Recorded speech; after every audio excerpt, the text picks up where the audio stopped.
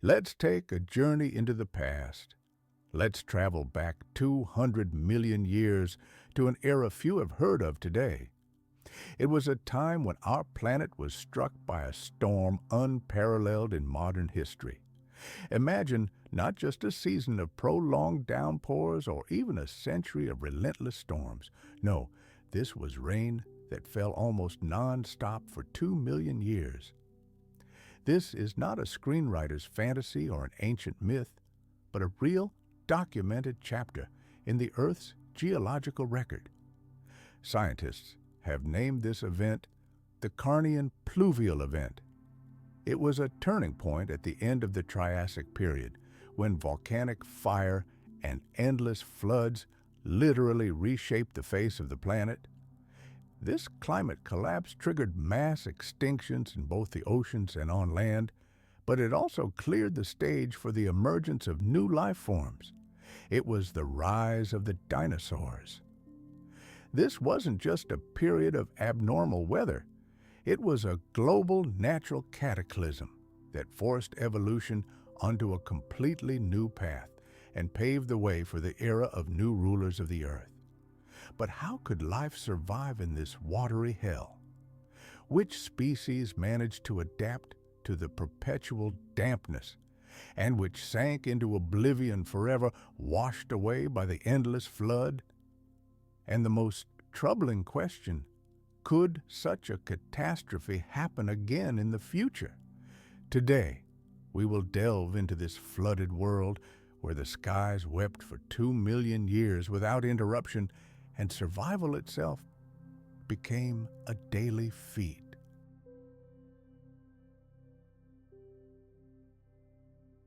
But even here, in their element, they weren't completely safe.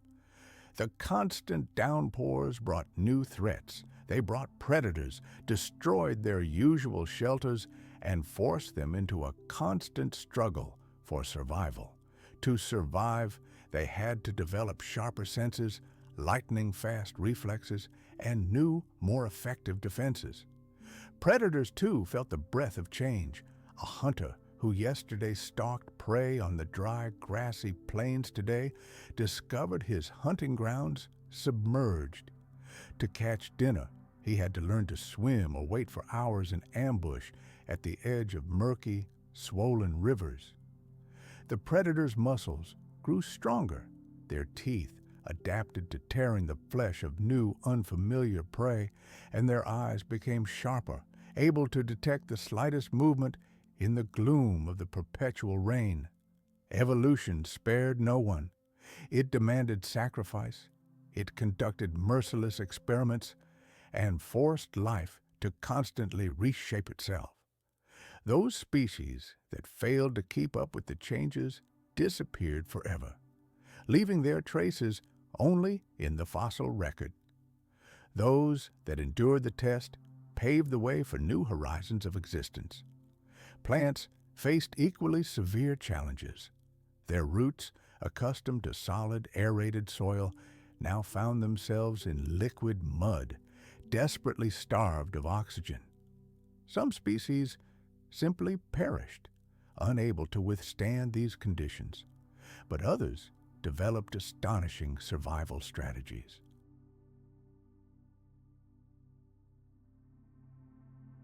But as terrifying as these creatures were, they demonstrated remarkable resilience.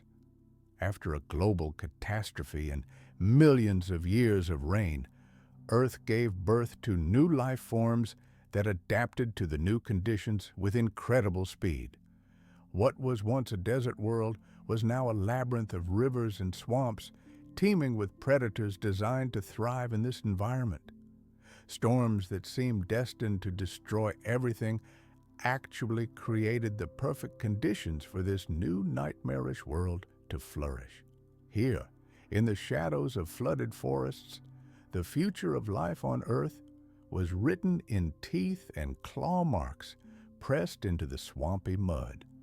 Now let's fast forward to our time and imagine what our world would have been like if the Carnian rains had never ceased.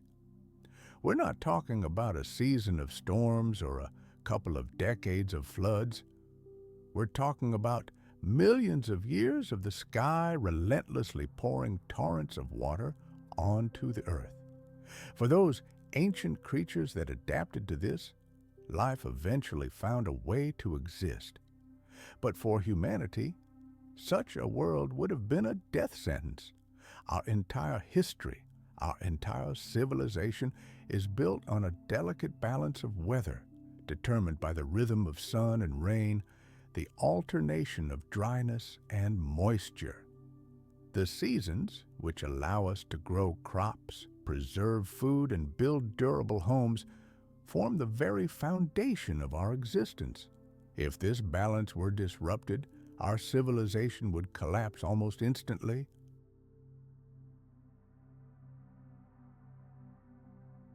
Humans, like most modern animals, require stability. Our agriculture, the foundation of civilization, requires predictable cycles. We plant seeds, expecting them to germinate in warmth, grow in sunlight, and receive just the right amount of water. But in a world of endless rain, excess moisture would simply rot the roots, erode the fertile soil, and the crops would perish before they could ripen.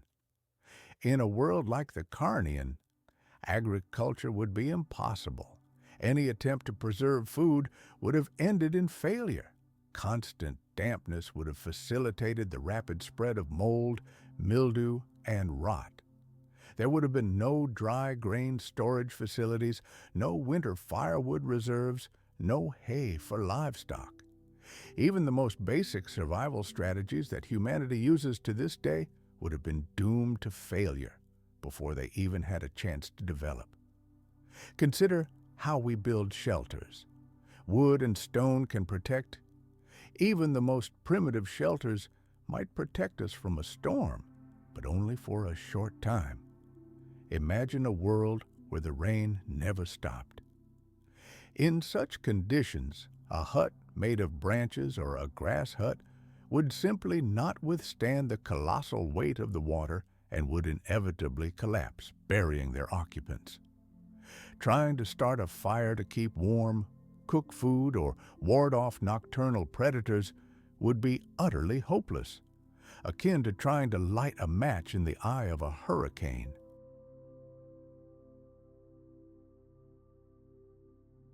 Even the most secure caves would prove death traps. They would quickly flood, and the floors would become a slippery, sticky mess from the constant dripping of water from the ceiling. Our distant ancestors, had they lived in that era, would have been broken and driven to utter exhaustion, perpetually soaked to the bone, shaken by uncontrollable shivering. They would never have known the saving warmth of fire, which could have warmed them through endless cold nights. Surviving a single monsoon season is a difficult test, but how can we survive when the storm rages on for 2 million years? As warm-blooded creatures, we desperately need to maintain a constant body temperature. In a world of perpetual dampness and piercing cold, our bodies would lose precious heat at a catastrophic rate, inevitably leading to hypothermia, illness, and death. Any modern person understands the mortal danger of spending even a single night in pouring rain without shelter. Now imagine this nightmare continuing for generations, without a single glimmer of hope, without a sunrise to dry the earth, without the slightest chance to rest in a dry, warm place. Our skin, not designed for such a thing, would begin to deteriorate. Infections and diseases would spread at a monstrous rate, wiping us out long before predators could reach us. Even finding food in this world would have become an impossible task.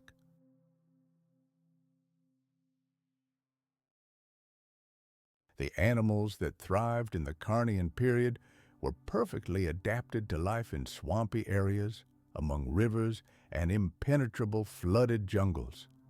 Many of them were semi-aquatic, possessing thick, waterproof skin, and their respiratory system, whether lungs or gills, allowed them to be equally comfortable on land and in water. And what about humans? With our delicate feet and rather limited swimming skills, we would have faced insurmountable obstacles. We wouldn't have stood a chance. Our main weapons, spears and arrows, would have been useless. The wooden shafts would have swelled and cracked, and the bowstrings would have sagged, losing all elasticity.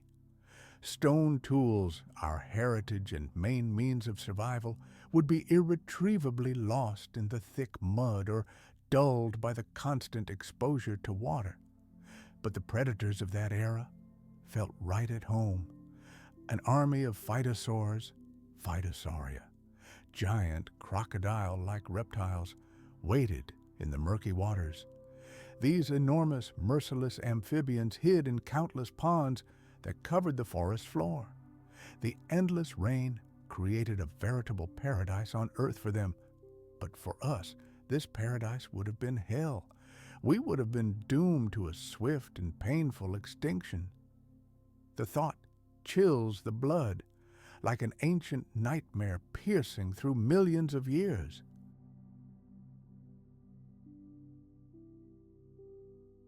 It's easy to speculate about extinct species and forgotten evolutionary branches, but it's far more difficult to mentally place ourselves in that timeline and realize with horror that our species wouldn't have survived even a few weeks under such conditions.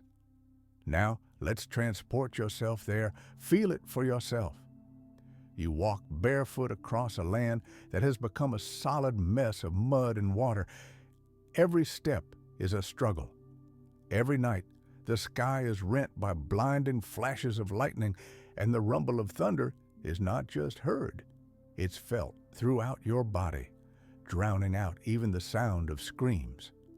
You struggle to find any food, but everything you manage to find instantly becomes soaked and moldy. You try to strike a spark to light a fire, but the relentless downpour extinguishes all hope. You search for even the tiniest patch of dry land to sleep, but it simply doesn't exist. Even beneath the canopy of giant trees, cold drops endlessly fall from the leaves, leaving you frozen and defenseless in the face of eternal danger. In such a world, humanity would have no chance of creating the civilizations we take for granted today. And yet, this very nightmare, deadly for us, became a cradle for other species. While humanity would have drowned in this primordial chaos, the dinosaurs were entering an era of greatness. Great storms forged them, turning them into the absolute masters of a new world.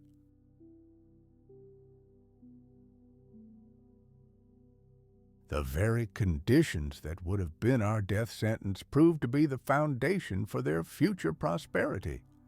They arrived to crush the old order. And from that moment on, life on the planet changed forever. But what caused this worldwide flood?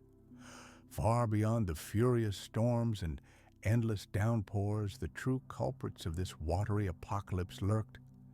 They were volcanoes, ancient, mighty, and utterly merciless. They began to literally tear the Earth's crust apart. In the very heart of the future Atlantic Ocean, the Earth cracked, and from giant fissures, molten lava gushed in an unstoppable stream. This wasn't just an eruption, not a fleeting event to be forgotten in a couple of seasons. No, a planetary-scale geological drama unfolded before us, lasting hundreds of thousands of years. Scientists have given this geological madness a name, the Central Atlantic Igneous Province, a dry scientific term that only vaguely captures the scale and unbridled fury of this phenomenon.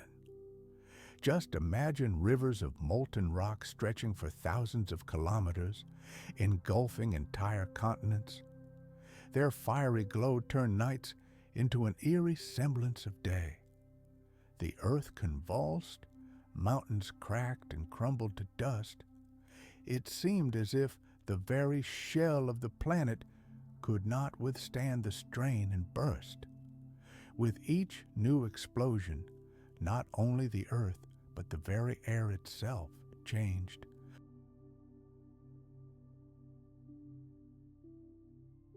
These eruptions released unimaginable volumes of gases into the atmosphere. Carbon dioxide, sulfur dioxide, and methane soared into the sky in giant, invisible clouds. These gases slowly spread across the planet, carried by the winds, mixing, reacting, and gradually but irreversibly changing the fragile balance of heat and moisture across the entire planet. The rains that deluged the world during the Carnian Pluvial Event were no accident. They were the direct result of these volcanoes, the result of a monstrous chemical reaction between fire, air, and water. As sulfur gases rose into the upper atmosphere, they formed a dense curtain of aerosols. This gigantic shield reflected sunlight back into space, causing temporary cooling on the surface. But then came the turn of carbon dioxide, which, in turn, trapped heat near the surface, acting like a giant blanket and causing a sharp warming. The planet's climate resembled a gigantic hurricane, with the land oscillating between periods of coolness and unbearable, stifling heat. At times, the world was plunged into a veritable steam bath, and each such climatic fluctuation brought with it more and more water fueling the storms. The clouds thickened, lightning flashed even more fiercely, and the deluge grew ever more powerful. Precipitation cycles proved inextricably linked to the planet's geological rhythms. It was as if the mantle itself, churning beneath the Earth's crust, set the pace of life on the surface.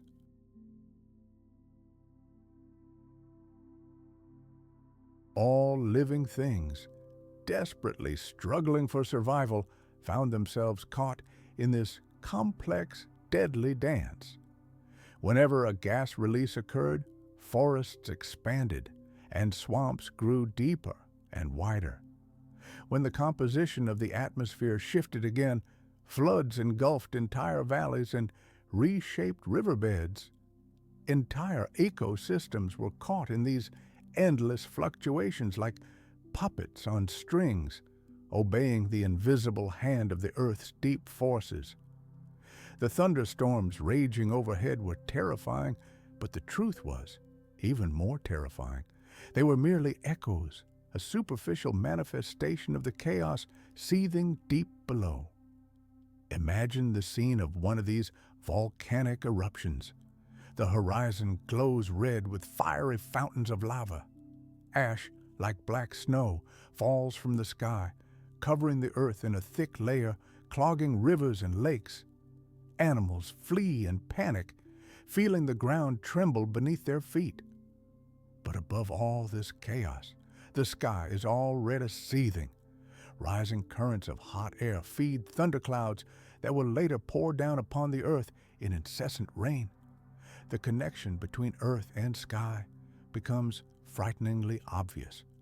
What begins in molten rock deep within the earth culminates in catastrophic floods that sweep away all life for hundreds of kilometers around.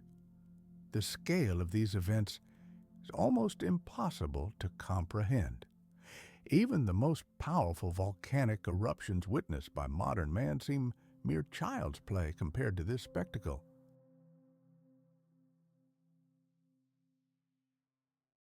Recall the famous eruption of Krakatoa in the 19th century. Its power plunged the skies into darkness and altered the climate for years. Compared to what happened at the end of the Triassic, Krakatoa is a mere spark, a flash in the night. Lava flows from the central Atlantic igneous province covered territories the size of entire continents. It was a force of incredible, devastating force that forever altered the climate and even contributed to the breakup of the supercontinent Pangea. But the volcanoes continued to erupt, giving the planet no chance to catch its breath. For generations, life on Earth was inextricably linked to this geological activity. It shaped every gust of wind, every drop of rain, every change in temperature. What we see on the surface was merely a reflection of the titanic forces hidden beneath. Life didn't simply adapt to the weather. It adapted to the geology, to the deep processes occurring in the planet's interior. The Carnian Pluvial Event wasn't just a series of storms.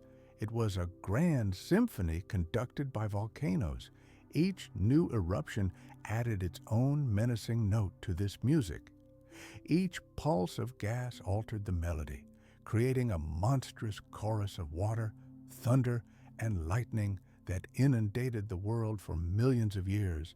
From deserts turning to jungles to swamps teeming with predators, every change could be traced back to these hidden puppeteers of chaos who pulled the strings of survival and extinction.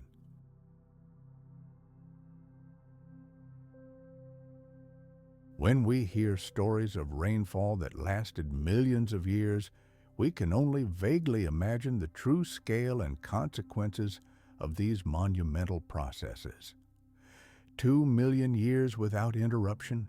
It sounds almost like a myth, like an ancient legend passed down to us through the ages. However, scientists don't work with myths. They search for clues in the very fabric of our planet. Rocks and geological deposits preserve memories of the distant past, and with sufficient attention, researchers can read them like the pages of an ancient book. Every layer of stone, every fragment of fossilized pollen, every air bubble trapped in an ancient mineral, all this is evidence of what our planet was like in its infancy. One of the most powerful tools scientists use is the study of rock layers.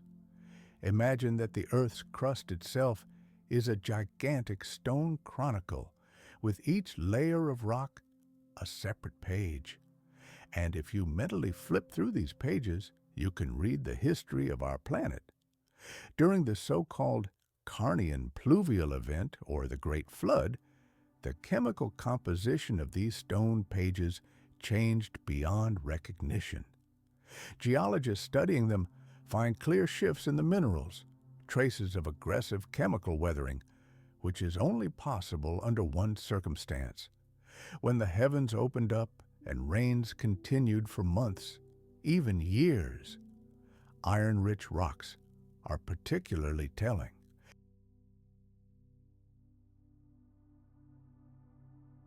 Some learned to tolerate constant waterlogging, while others coated their leaves with a waxy coating to resist rot. Seeds became stronger and learned to germinate in the most adverse conditions. They were carried by currents over vast distances, and wherever they found dry land, new forests grew far more adapted to life in a world of perpetual storms. These changes, in turn, affected the diet of herbivores, which inevitably influenced the evolution of predators. This set off a chain reaction of adaptations that spiraled forward, creating increasingly complex and astonishing life forms on the planet. Thus, rain was not only a destroyer, but also a great sculptor. By destroying what had flourished yesterday, it made way for new, more advanced projects. Evolution, usually a leisurely and patient process measured over thousands of generations, suddenly shifted into breakneck speed. Entire animal dynasties, seemingly eternal, vanished in the blink of an eye, and in their place, new species emerged, more graceful, swift, and resilient to the surrounding chaos. The future rulers of the Earth, including the first ancestors of the dinosaurs, found their foothold here. They were born and forged in the crucible of these merciless storms. To imagine that world is to understand not only the physical struggle, but also the invisible changes in instincts and behavior. Every living creature bore the heavy burden of perpetual uncertainty.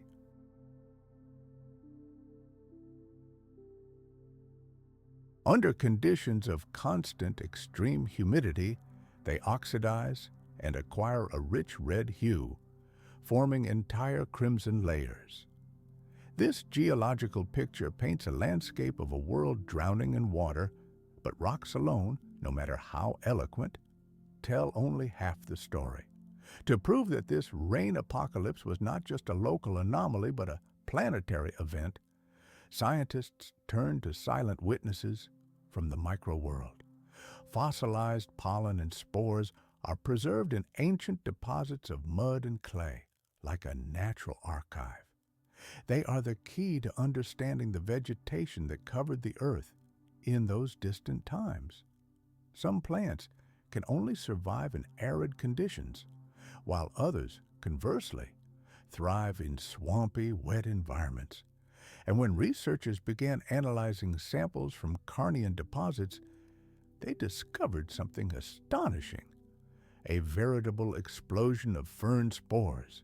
These plants thrive on moisture, and their sudden total dominance in the fossil record is like a giant neon arrow pointing to one simple truth: the world was drowning in water. Simultaneously, the pollen of drought-accustomed plants began to rapidly disappear. It's a tragic chronicle of the collapse of entire ecosystems under a sky that continually poured water. Another irrefutable piece of evidence lies in the oxygen isotopes locked within ancient minerals. Water molecules carry different versions, or isotopes, of oxygen, and precipitation patterns can alter their ratios.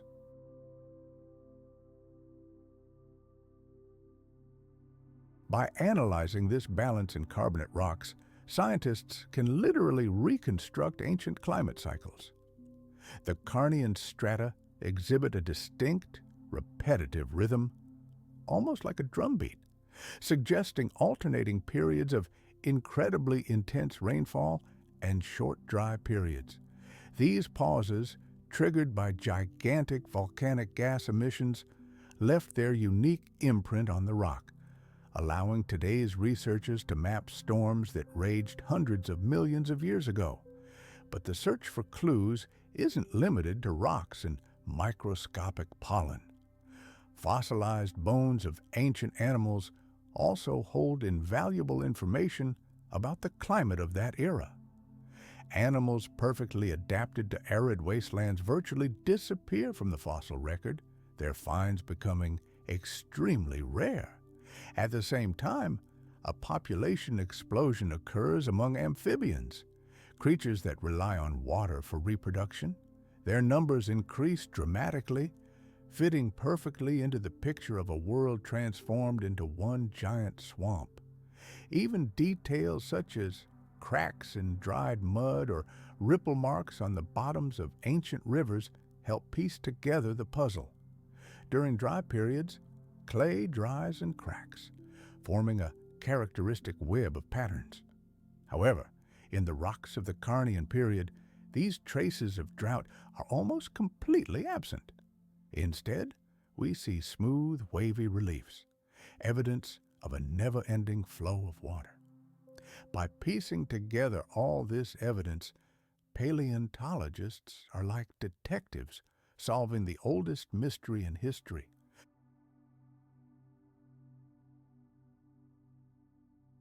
No single piece of evidence is decisive, but when they line up, the story becomes irrefutable.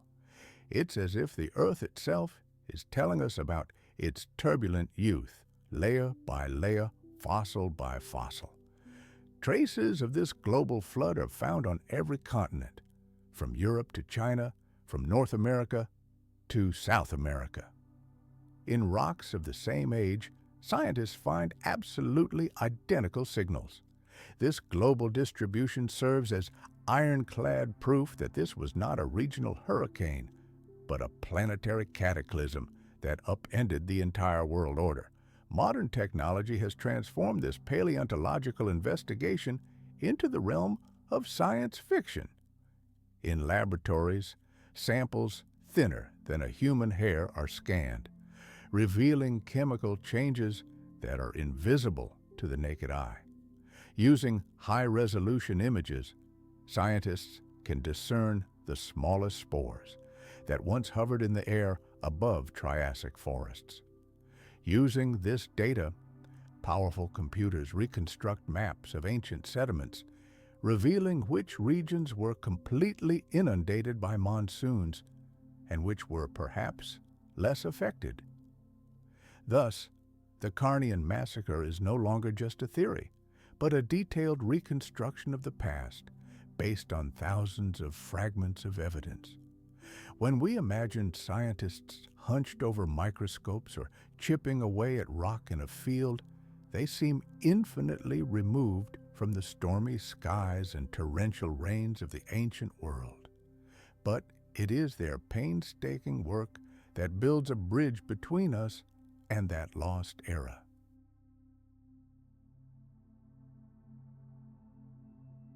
Every red layer of rock, every surge of fern spores, every isotopic signal is another voice from the distant past, whispering that the storm was real. And as this picture becomes clearer, it prepares us for the next, even more dramatic chapter of this story. For the Earth still holds many secrets, sealed in stone. Now let's close our eyes and try to transport ourselves to that world. The first thing that would strike us wouldn't be the streams of water from the sky. It would be the sound. Imagine a world where you never hear silence again. Instead of the serene whisper of the wind or the calm of the night, every moment would be filled with the deafening, monotonous pounding of rain. Drop after drop, millions of drops drumming on leaves, sinking into mud, rivers overflowing their banks and turning into roaring torrents. The noise would be relentless. It was a curtain of sound that never lifted. Almost every day the sky was rent by the roar of thunder, each rumble echoing through the valleys, terrifying every living thing and making the ground tremble beneath their feet.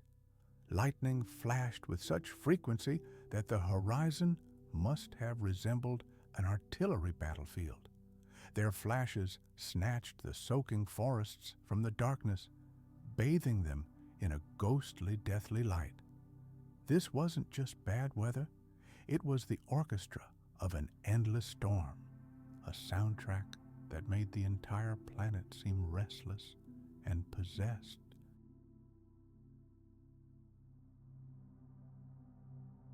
For the creatures that lived in that era, this noise alone must have been unbearable torture. Consider how modern animals react to a thunderstorm.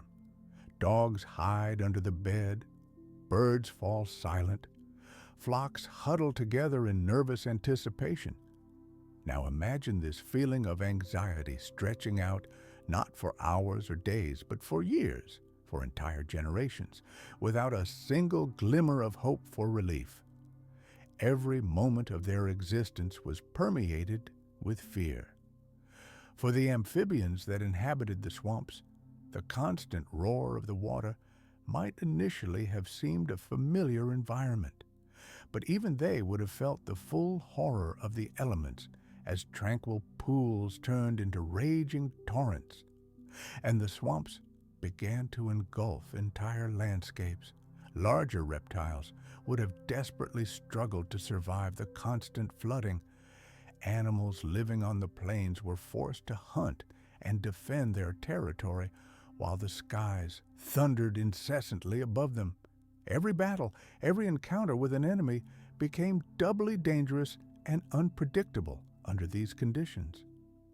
Imagine yourself in the place of a small animal whose life depends on the acuity of hearing. The endless roar of the storm would drown out all subtle sounds, leaving no chance to hear the stealthy footsteps of a predator or the calls of its kin. Silence, a rare treasure for us today, would become a forgotten myth for them, something impossible in this world. Communication became virtually impossible. Hunting became mortally risky.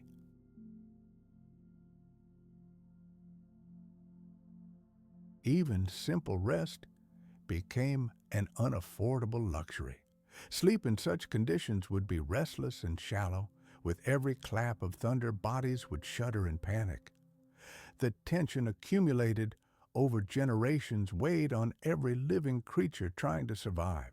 It seemed as if not just the weather had gone mad, the planet itself was writhing in agony.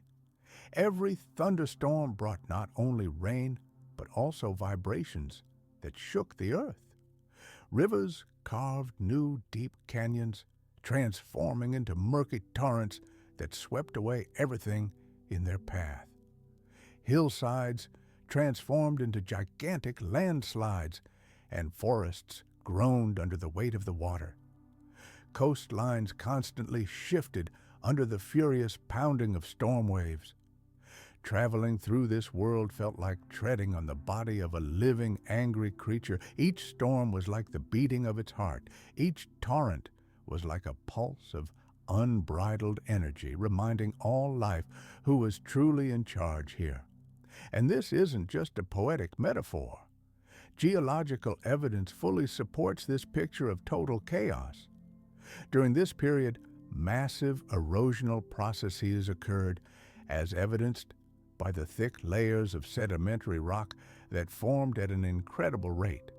This is stone proof that water never stopped its destructive movement for a moment. Each layer tells the story of downpours of biblical force that washed soil from slopes and carried it hundreds of kilometers away, changing the face of entire continents in a negligible amount of time.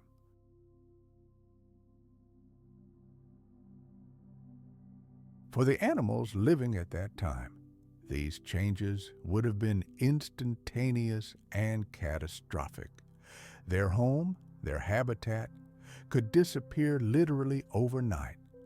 What had been a dry and safe nesting place yesterday could become the bottom of a raging river within a week. The psychological consequences of living in such an environment are difficult to measure, but easy to imagine. Just imagine a herd of herbivores huddled together, soaked to the bone, and shivering with cold and fear. They couldn't find food because their pastures had turned into swamps. Predators lurking nearby were driven to desperation by hunger and became even more aggressive. Every creature, great and small, experienced an animal-like terror and a feeling of utter helplessness. Everyone was on the verge of exhaustion, both physical and mental. Constant stress can break even the strongest organism. And in this flooded world, stress wasn't just a feeling, it was the air all living things breathed.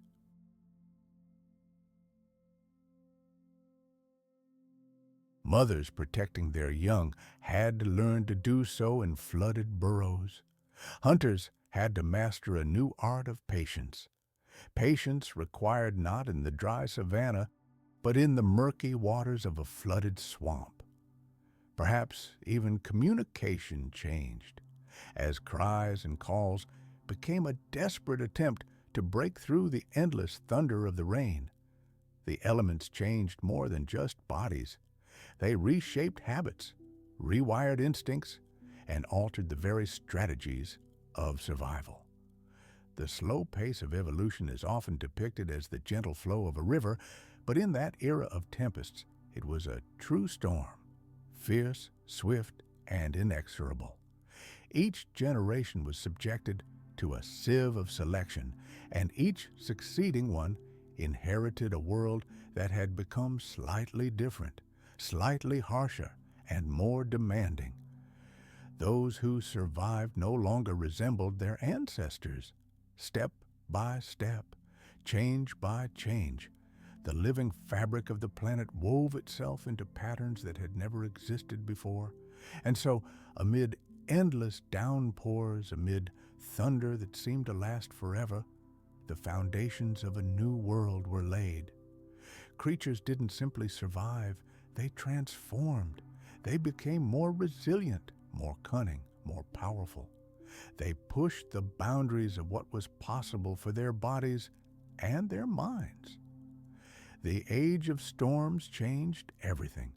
The planet became a gigantic laboratory, and the results of this experiment will shake the world for millions of years to come.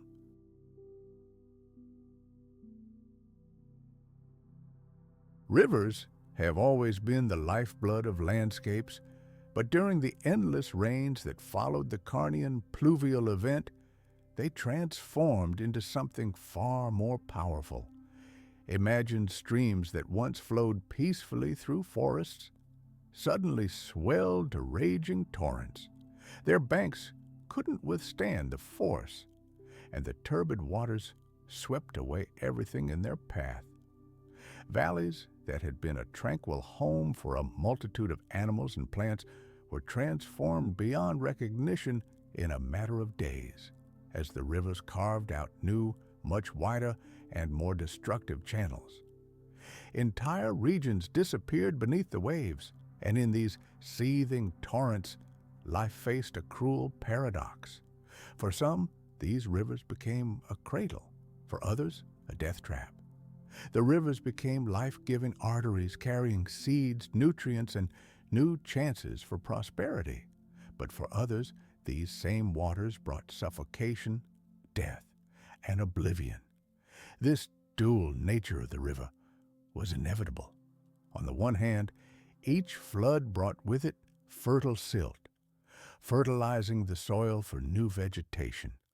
Rains leached minerals from the rocks, creating rich floodplains where plants could flourish as soon as the storms subsided long enough for sunlight to break through.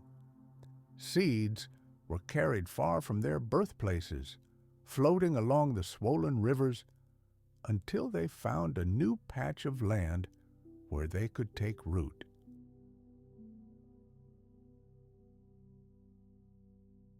Thus, species previously confined to small habitats suddenly had the chance to colonize new territories, creating forests where there had once been only bare earth. For some creatures, this meant new horizons and a chance to start over. New food sources, safer habitats. All these were gifts that would never have come without the storms. However, hand in hand with this renewal came destruction, the scale of which was no less vast. Entire ecosystems were inundated by gigantic volumes of water. Plants growing along the banks were buried under a thick layer of silt and literally suffocated, unable to adapt. Animals living near the water were caught and carried away by the raging currents, their bodies carried downstream like fallen leaves. Small burrows were washed away, nests were destroyed, and young had virtually no chance of surviving the sudden flood. Predators, accustomed to hunting in stable territories, saw their domains disappear beneath the waves, forcing them to embark on desperate and dangerous migrations. Entire populations could be wiped off the face of the earth in a matter of hours, not by the fangs of enemies, not by slow climate change, but by the unstoppable fury of rivers transformed into raging inland seas. Rivers became deadly places. Imagine those swollen, turbid streams. For ancient reptiles and amphibians, they became veritable waterways.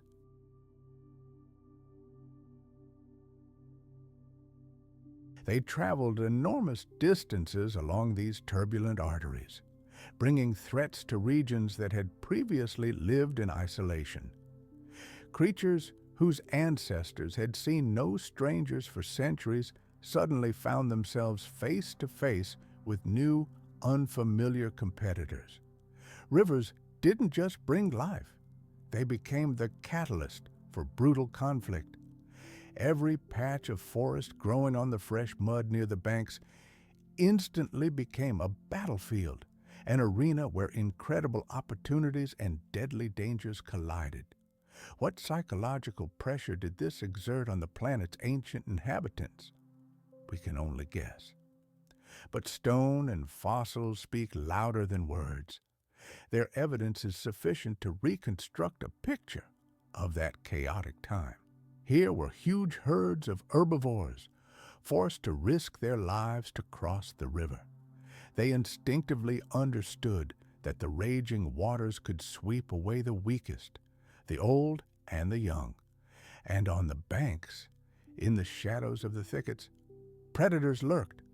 They knew full well that a panicked, desperate animal was easy prey.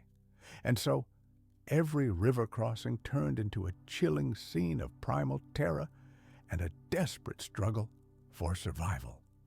For smaller creatures, even attempting to climb a small hill became a matter of life and death, as their burrows could, at any moment, turn into deadly water-filled traps. But at the same time, these same rivers also blazed new paths for evolution.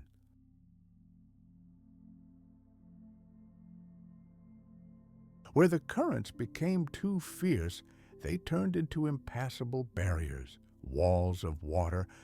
Populations were split in two, cut off from each other for entire generations. And these isolated groups began their own unique evolutionary journey. Their bodies, their habits, their instincts changed, adapting to the new conditions dictated by their isolated habitat. In other places, rivers, conversely, connected previously inaccessible lands. This allowed species that had never met before to mingle.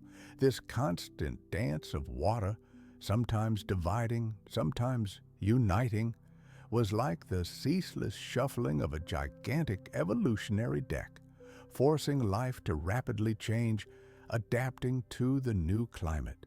And while rivers brought destruction, they simultaneously laid the foundations for the worlds of the future.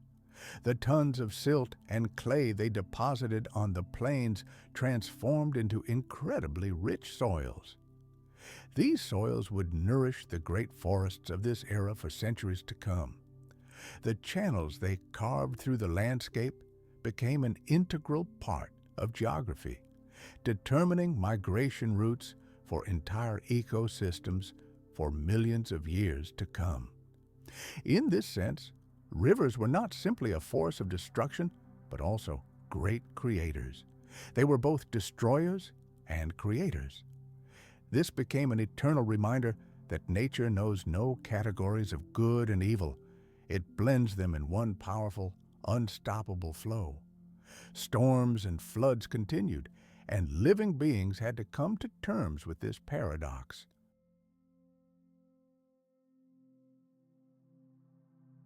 Every crossing was a test of will, every storm a deadly game, every flood a cruel test of endurance. And every moment of silence on the shore was but a fleeting gift before the waters rose again. The rivers carried life and death downstream, and their roar was only a whisper of far greater forces that continued to reshape this world. These forces were far deeper and more ancient than any living being could comprehend. To discover the true history of that world, one should not look to the sky, forests, or seas, for all these are changeable and disappear with time. To read the true chronicle of the planet, one must look down into the solid rock, for stone remembers what life has long forgotten. Layer after layer, our Earth holds the secrets of its past. The planet's surface is a gigantic diary inscribed with minerals, stained in different colors and covered in the most subtle textures. To the untrained eye, it may appear simply as a collection of brown, red, and gray stripes on a cross-section of rock. But to a geologist, it is a whole story, a drama unfolding over millions of years. Sedimentary rocks, like pages of an ancient book, lie one upon another. Each layer is a separate chapter in the geological chronicle. It can tell of how ancient rivers slowed their flow, how oceans retreated, leaving behind silt, or of violent storms that scattered mud across the entire earth. Over time, colossal pressure transformed these loose deposits into durable stone.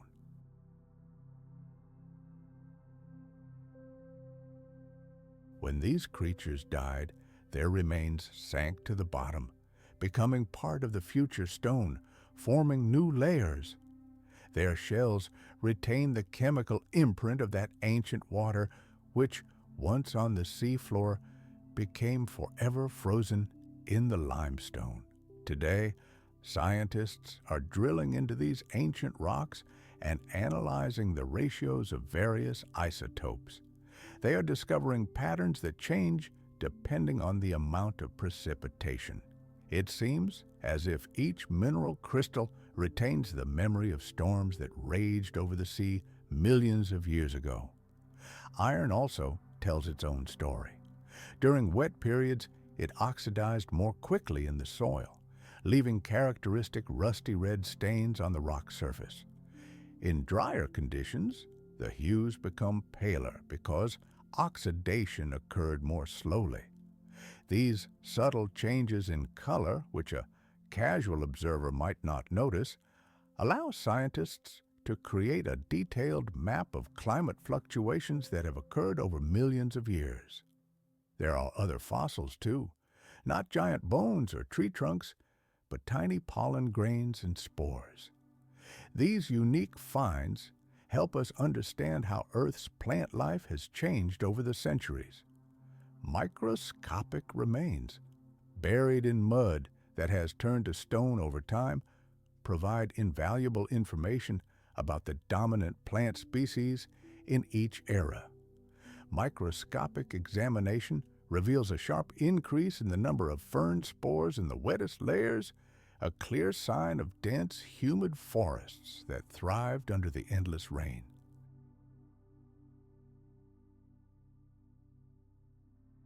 We will learn how a truly planetary-scale storm forever changed the course of life on Earth. Now take a deep breath. Allow your body to relax. Close your eyes and let's travel together to that forgotten time when the rain never stopped. To fully grasp the scale of the storm that changed everything, we must first see the world as it was before the flood. We are transported back to the late Triassic period, more than 200 million years ago. An eternity has passed since then, and the planet looks simultaneously familiar and utterly alien. At that time, all the continents we know today were fused into a single, gigantic landmass. Its name is Pangea. From a bird's-eye view, it would appear as a gigantic island surrounded by the boundless ocean of Panthalassa. On this super-Earth, deserts stretched for unimaginable distances, stretching to the very horizon. The air here literally melted from the heat. The soil was riddled with deep cracks from drought, and full-flowing rivers were so rare that they seemed a miracle of nature. Forests, too, were rare visitors. Only small green islands of life clinging to coastal strips or nestling near precious springs of fresh water. Across most of Pangea, the landscape was painted in shades of deep red and dusty brown, the colors of bare rocks and endless sands. Life, however, managed to adapt to this harsh environment. Reptiles roam the scorching plains.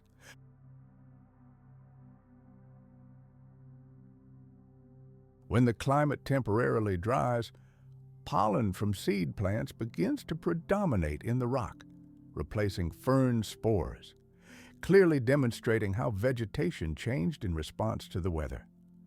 Each tiny fossil adds another thread to the grand tapestry of history. Layers, minerals, and microfossils form a timeline that functions like a rhythm recorded on a vinyl record. This pulse lasted nearly 2 million years and is forever imprinted on the Earth's crust. Today, you can stroll through the canyon, gaze at its majestic walls, and literally trace the rhythm of those prehistoric storms that raged when the world was still young, and this history seems to be written everywhere, if only you know how to read it.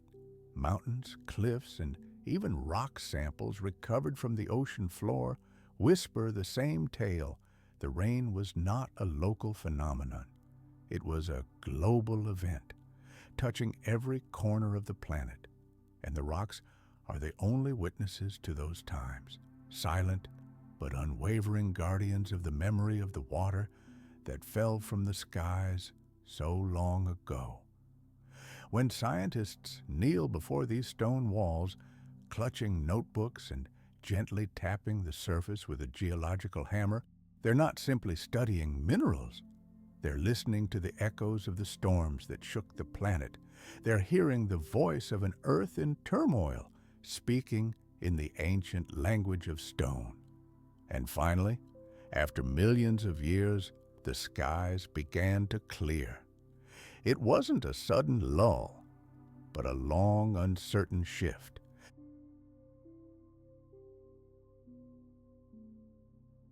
The endless gray veil of water grew thinner, and the deafening rumble of thunder grew less frequent. Its echoes drifted farther and farther away until silence began to return to the world, at first in isolated, timid fragments. For the first time in eternity, the sun's rays touched the earth, unfiltered by leaden clouds and an ocean of falling water. What the survivors saw was a planet that no longer resembled itself. It seemed to have undergone a baptism of fire, a brutal test of its strength, and now stood transformed. The forests that once covered the land like a thick carpet had disappeared in many regions. Their soils had been mercilessly washed away by floodwaters, valleys had deepened, plains had changed their contours, and mountain slopes were covered with deep scars, reminiscent of the global flood. However, new green life had already begun to emerge from these scars. Seeds, carried away by the torrents of rain, found a home in fresh patches of fertile silt. The first shoots rose from the earth, promising to restore what had seemed lost forever. The air, too, had changed. The balance of gases in the atmosphere had been altered by a global storm, and only a few, the most resilient plants, were able to adapt to this new mixture. It was these survivors who set the stage for the animals that would replace them, shaping their diet, habitat, and the very rhythm of new life.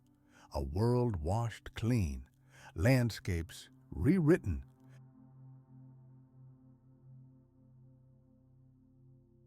Every living creature fortunate enough to survive this flood was forged in the fire of the most brutal trials.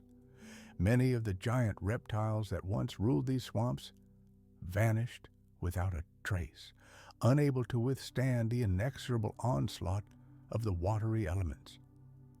In a world of endless dampness and crumbling ecosystems, even amphibians, once the rulers of rivers and lakes, have been pushed back, their populations reduced to a shadow of their former glory.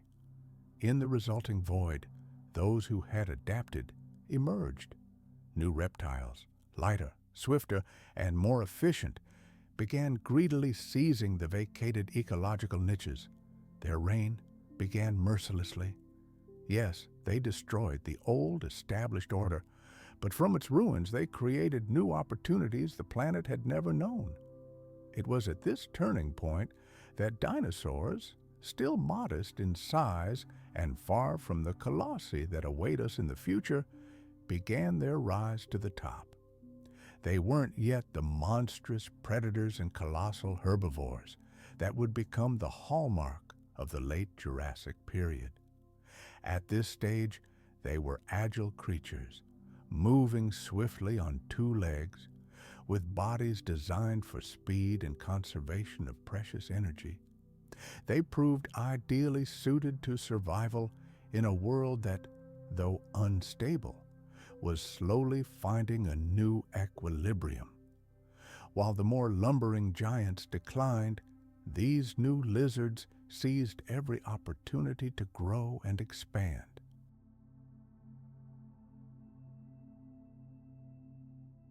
Every patch of clear sky, every new patch of land reclaimed from the water, became a gateway to a new world. They penetrated ever deeper, occupying territories left empty by the great dying. It seemed as if the planet itself could finally breathe deeply as the endless storms subsided. Rivers, long raging and overflowing their banks, meekly returned to their beds, leaving behind vast floodplains covered in fertile silt.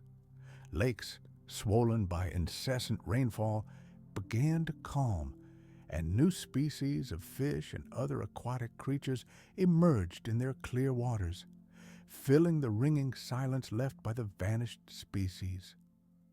The forests rose skyward once more, but they were no longer the same. Where the ancient thickets had stood, new ecosystems now sprawled, woven from ferns, conifers, and the first seed plants. It was like a complete reboot of the planet, creating a completely new canvas on which life could begin to rewrite its history. But the memory of the catastrophe was forever imprinted on the genetic code of every survivor. Those creatures that learned to hide deeper, escaping the floods, retained these instincts for centuries. Animals that relied on speed to escape the sudden rising waters did not lose their swiftness. Plants that survived the waterlogged soil passed on to their descendants unique traits that allowed them to thrive in the most unstable conditions. Evolution bore the scars of the great storm, weaving them into the very fabric of existence.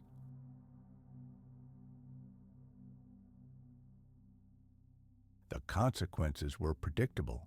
This was no mere gentle rebirth, but an inexorable march forward, shaped by colossal losses and the resilience forged in them. Each extinction cleared space, and each survivor learned the lessons learned through fire and water. And it was in this cleared space that the first dinosaurs began their great march to dominance. They didn't become rulers of every continent overnight, but the foundation of their future empire was firmly laid. They managed to withstand a test that had broken countless others, and their very survival became the key to future prosperity. Generation after generation, the world was no longer the seething cauldron it had been during the great storms. It had become calmer, but still held the echoes of past tragedies. Entire dynasties of life vanished forever. But in their place, the seeds of the future sprouted, destined to change Earth's history beyond recognition. Now the stage was theirs. The age of dinosaurs promised to be long. The prophecy of incredible resilience, whispered from generation to generation, was finally beginning to come true. When we think of storms, we conjure up images of terrifying nights with peals of thunder and torrential rain pounding rooftops. We imagine rivers overflowing their banks and sense the boundless, terrifying power of nature, a force of nature unleashed beyond our control.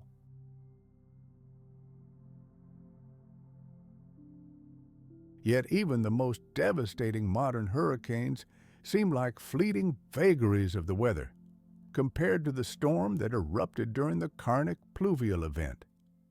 This wasn't just a storm. This wasn't a brief manifestation of the heavens' fury. It lasted for millions of years. An unimaginable period of time, so long that it itself began to determine the future of all life on the planet. This wasn't just a rainy season. This was a true trial by fire and water, deciding which species would sink into oblivion and which would rise to the heights of power. Rains didn't just irrigate the land, they reshaped landscapes, drowned entire forests, altered the courses of mighty rivers, and created vast wetlands. For smaller, more agile species, this opened new horizons.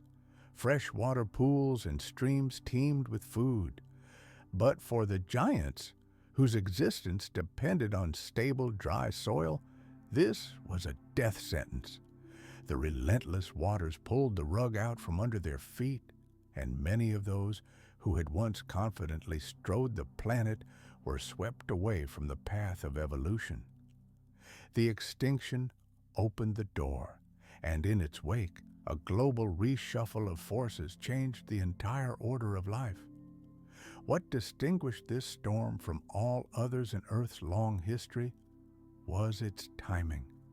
It struck the planet at its most vulnerable moment, when ecosystems were already teetering on the brink. The Triassic world was already a transitional era, where life was desperately trying to recover from previous cataclysms.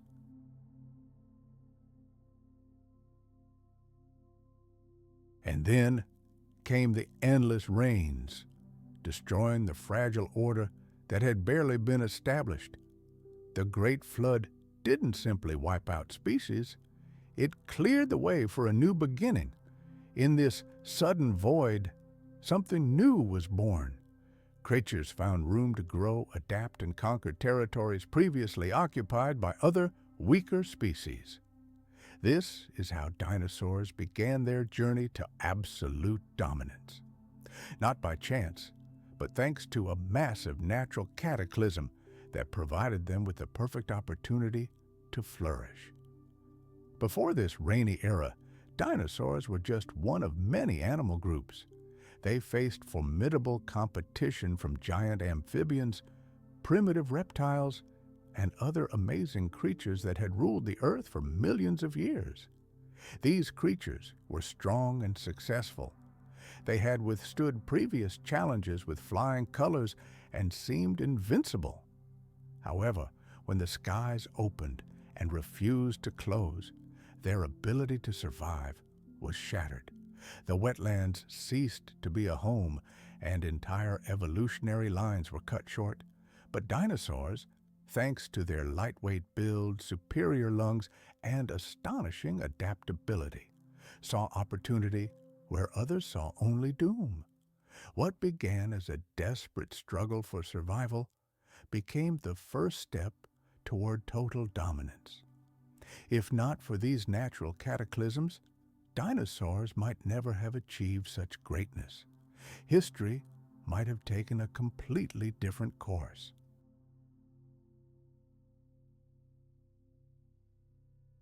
Other animal groups might have ruled the world, leaving dinosaurs as mere footnotes in the grand annals of life.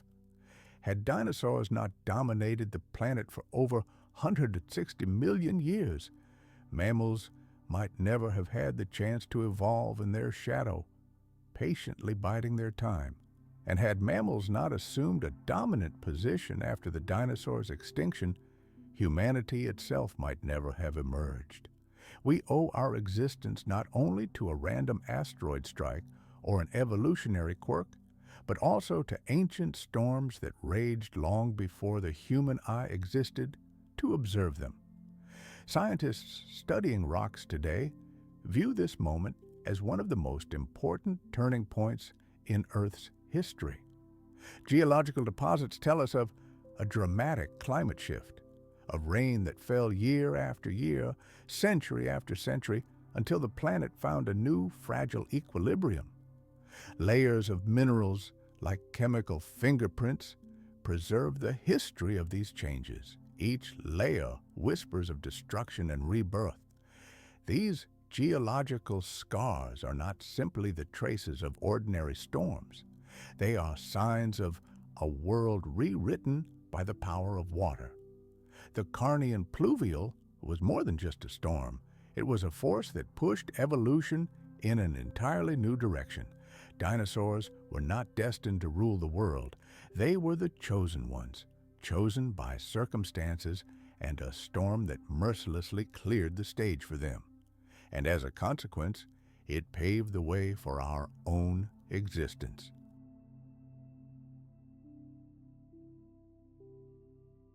Without these rains, without this great upheaval, the evolutionary line that ultimately led to the emergence of humans might never have seen the light of day. This great storm didn't simply flood the ancient world, it reshaped it. It altered the very flow of time, creating the reality we live in today. When we look back on the Carnian period, it seems like a distant and alien world, and yet the echoes of that storm resonate in our present. Volcanic gases were released into the atmosphere, filling it with carbon dioxide, which trapped heat. Today, as we burn fossil fuels, that same gas rises into the air in colossal quantities. The Earth may be millions of years older, but the same chemical forces are at play again, determining the delicate balance between life and destruction. Imagine the global climate as a giant, fragile scale. In the past, volcanic eruptions suddenly and brutally tipped the scales. Today, it is human hands that methodically and steadily add their weight. Year after year, with every ton of coal burned, with every gallon of oil wasted, an invisible toxic gas rises to the skies like the funeral smoke of a bygone era. Here, amid these silent, transformed landscapes, the planet attempts to heal its wounds. New forests are pushing toward the sun in place of flooded areas, and oceans are reshaping the map of the world. And the consequences of this monumental process are already beginning to manifest themselves in phenomena that are painfully familiar to us.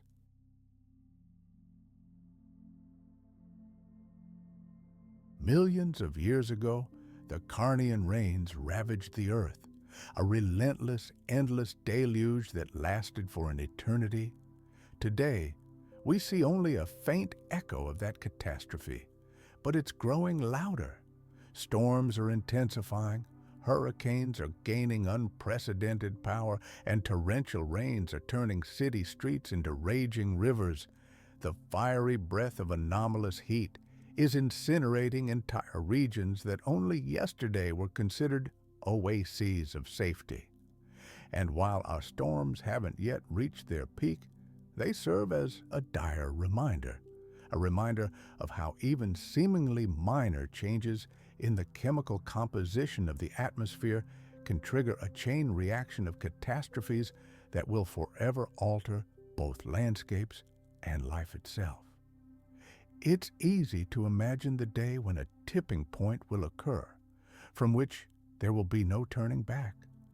The planet will find itself at the epicenter of weather chaos so severe that our modern civilization simply won't be able to withstand it. One of the most striking lessons that ancient storm teaches us is speed, how fine the line is between harmony and total chaos.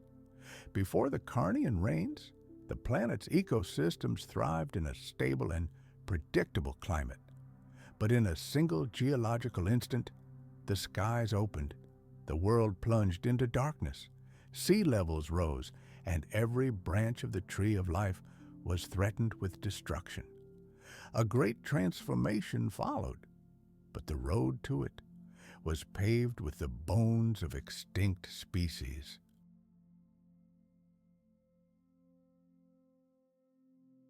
Their scales, like armor, glitter in the sun, helping to conserve precious moisture in bodies perfectly designed for survival in extreme conditions. Amphibians wage a desperate struggle for survival, clinging to the few moist pockets that remain in the rare oases that break the monotony of the desert landscape. Insects buzz low above the ground, many feeding on the sparse vegetation or hunting even smaller prey.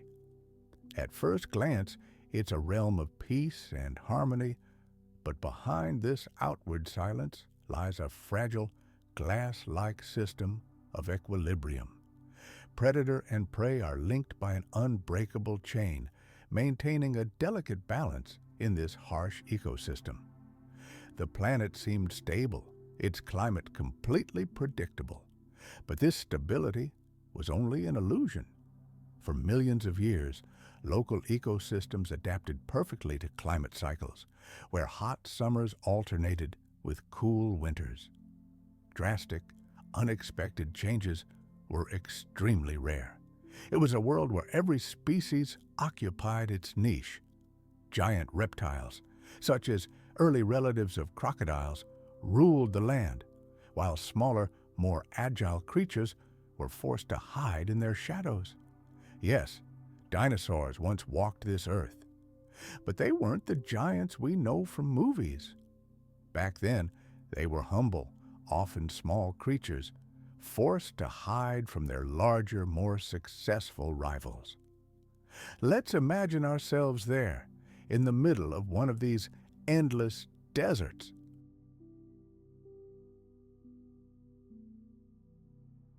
Today, we are witnessing a similar, frightening instability. The ocean's coral gardens are turning into lifeless white graveyards in just one hot summer. The planet's ice caps, those age-old guardians of the cold, are melting at a rate that even the most pessimistic models could not predict. Entire species are disappearing because their habitats are changing not over centuries, but in mere decades. This dizzying, frightening speed of change is a direct echo of the sudden upheaval that shook the world millions of years ago. And here's the main question scientists are asking themselves. Are we on the verge of a repeat of that ancient drama? This time, humans will be the witnesses, and the backdrop is eerily similar. Rising carbon dioxide concentrations in the atmosphere, global climate shifts, shifting ocean currents, seas that are warming and evaporating ever more moisture, fueling ever more violent storms. All these are characteristic features of a planet suffocating under the pressure of its own atmosphere. And while we may think that rainfall lasting millions of years is the stuff of fantasy, we're already seeing rainfall records fall year after year. Rivers overflow their banks, and coastal zones and even deserts are suddenly underwater. Nature is reminding us how fragile its balance is. The atmosphere is becoming increasingly unpredictable. It's a carnival of the elements that will one day culminate in a new balance.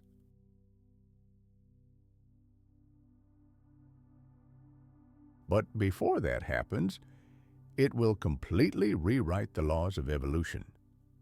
Dinosaurs succeeded in seizing control of the planet not because they were superior, but because everyone else was too weak to withstand the onslaught of the elements. For us, however, the question is different. Will humanity, with its megacities, complex technologies, and glass-fragile food chains, be able to adapt to the changes that have already begun? We are not helpless, but we are incredibly vulnerable. Unlike ancient reptiles or ferns, our world is built on a foundation of predictability, on agriculture and complex infrastructure. Floods wash away crops, condemning millions to starvation. Storms wipe out coastal cities. Droughts that last for years turn fertile lands into deserts. These natural disasters not only affect ecosystems, but also deal a devastating blow to entire societies, which feel their consequences firsthand. Tensions mount, and history teaches us that environmental shock is often followed by social collapse. However, there is another warning sign that cannot be ignored. Just as ancient life adapted and thrived after the Great Flood, modern humanity possesses a unique capacity for adaptation. We have the science to anticipate dangers and the technology to prevent or at least slow them. The only question is, will we take the necessary action quickly enough?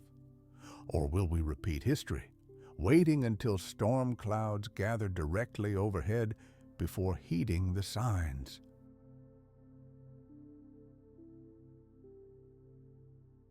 The rocks, bearing the imprint of 2 million years of Carnian rains, serve as an eternal reminder. The Earth doesn't need our permission to change. The climate doesn't obey our wishes. And once the wheel of change is set in motion, it's incredibly difficult to stop.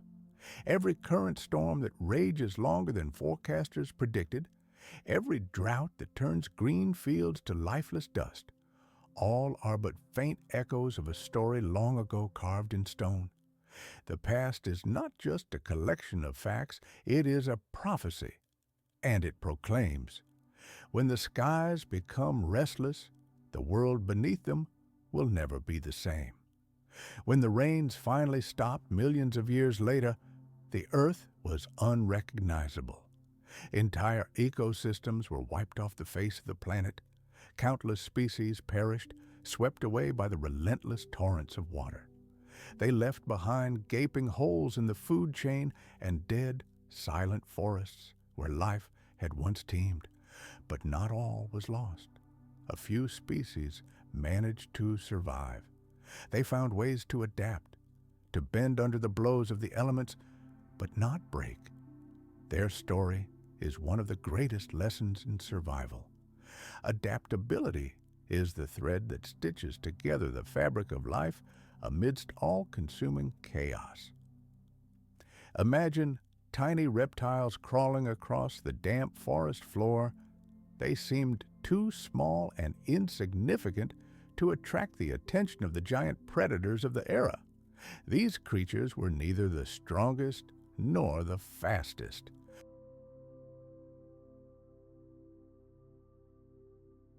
But they proved incredibly resilient, unlike the previous rulers of the world who could not survive the new conditions.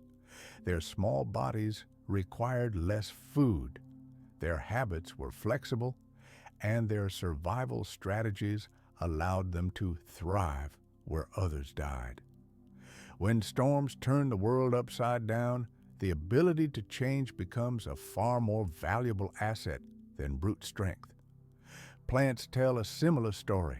Forests dominated by tall conifers with dense undergrowth, able to withstand constant flooding, took over new territories.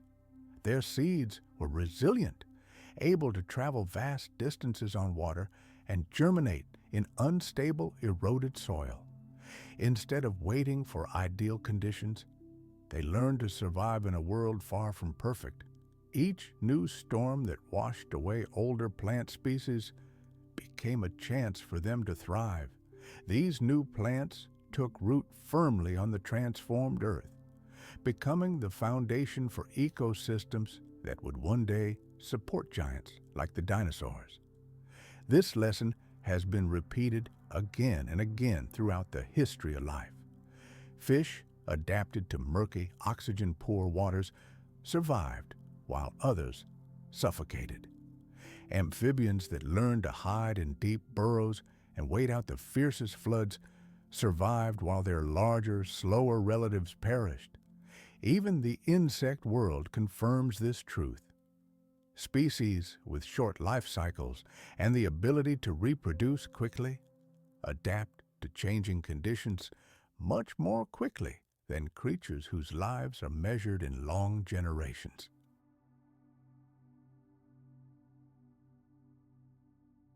Flexibility, both physical and behavioral, became the very trait that separated the survivors from the extinct.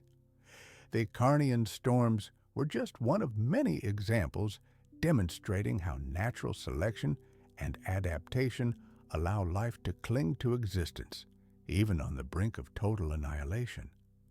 Many events in our planet's history teach us that survival rarely depends on perfection. It almost always depends on flexibility, on the ability to change without losing its essence. Nature does not reward those who desperately resist change, clinging to the past. It rewards those who find new ways to live when old methods no longer work. Any crisis is not simply a tragedy. It is a severe test, in response to which life is transformed into something entirely new. When we look at this ancient lesson, we see in it a reflection of our own history. Humans are unlike any other. We are far from the most powerful species on Earth.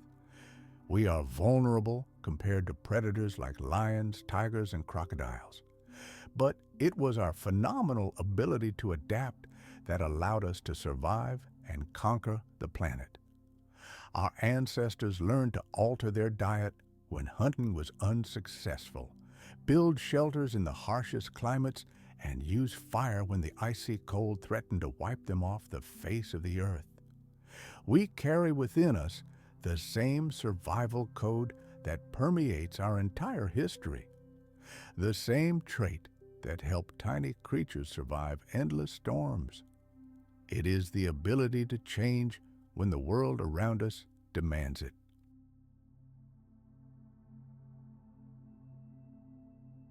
Endless green oceans of vegetation stretching from one edge of the horizon to the other, the land was experiencing a true rebirth. Where yesterday's scorched, lifeless floodplains lay, today, young forests reached toward the sky. Rainfalls that filled the valleys to the brim and carved new river arteries in the earth triggered an explosive, unimaginable growth of greenery. Majestic conifers like ancient guardians towered over this world, their needles catching silver drops of rain. At their feet, ferns and mosses spread out in thick emerald carpets, covering the moisture-soaked soil. Finding yourself in such a forest was like stepping into a world of primal terror and indescribable rapture. With every gust of wind, the rich scent of wet earth filled your lungs, and every shadow seemed to conceal a mysterious, hidden life. However, these new forests were dominated by an untamable force of nature. Leaden clouds, heavy and waterlogged, obscured the sky, turning it into a boundless dark ocean. Lightning, like celestial spears, pierced this darkness, and each blinding bolt snatched entire valleys from the gloom. Thunder was not a brief crack, but a long rolling roar that rolled across the earth in waves, causing every living thing to tremble. These storms were more than just a force of destruction. They were great sculptors, sculpting a new image of the planet, and watching them at work was at once eerie and mesmerizing.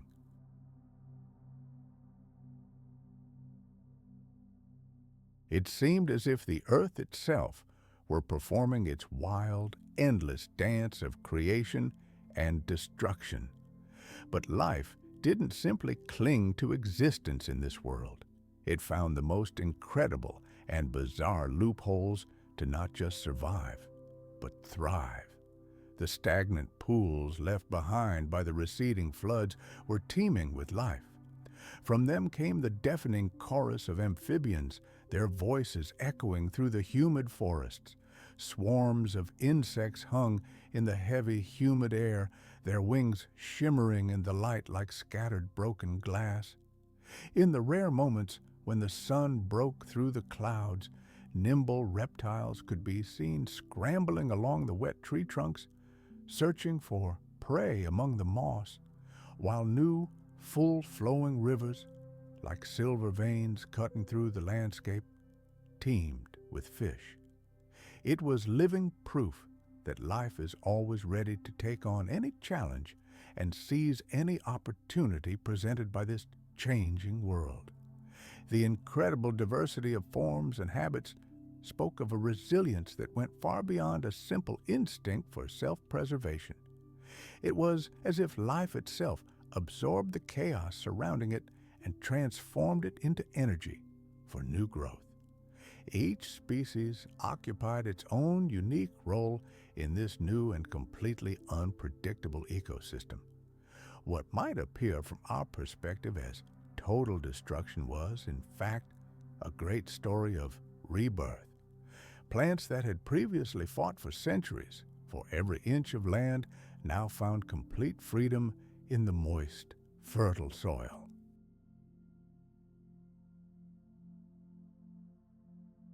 Endless marshes stretched everywhere, their surfaces shimmering in the rare moments when the sun broke through the clouds.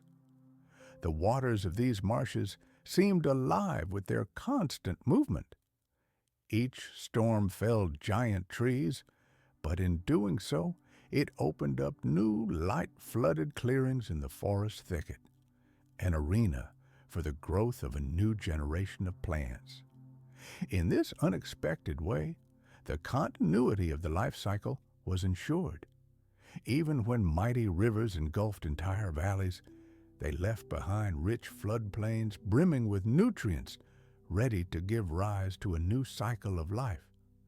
If a person were to find themselves here, they would feel simultaneously like an insignificant grain of sand and part of something grand and incomprehensible, the incessant roar of the elements, the shimmer of this endless greenery reaching to the horizon, the strange, alarming cries of unknown creatures coming from the shroud of fog. All of this would evoke a sacred awe. It was a world woven from contradictions, horror and beauty, loss and renewal, death and the riot of life. This was the earth in its primordial, wild power, harsh and unpredictable, yet giving birth to everything new. As the rains fell, entire continents were transformed beyond recognition, like a gigantic canvas upon which an invisible artist was creating a new painting. Valleys, recently covered in dry scrub, were transformed into lush, flourishing marshes.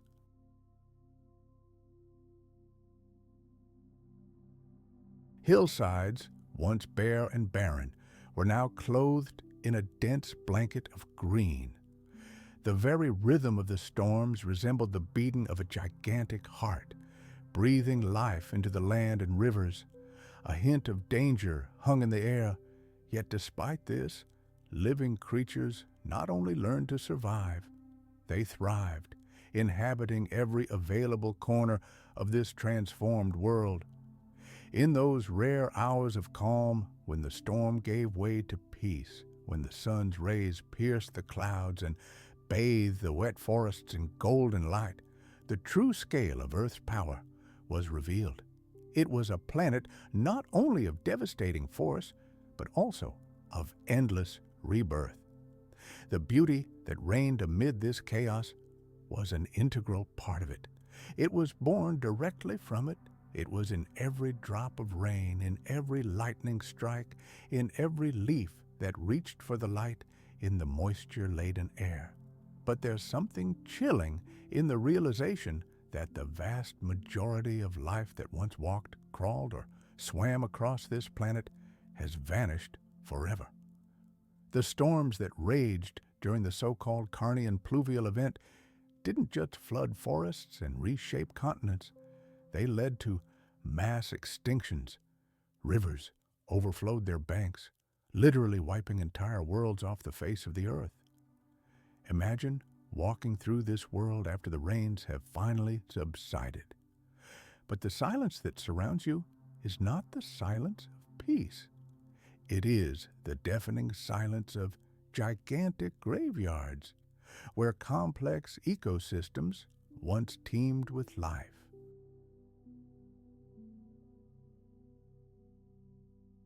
Millions of years of evolution, millions of years of adaptation to their world, all washed away and destroyed in an instant. Their bodies decomposed in the mud, their outlines melted, and only a few fragments remained buried in the silt, awaiting their time to be discovered millions of years later by the descendants of entirely different creatures.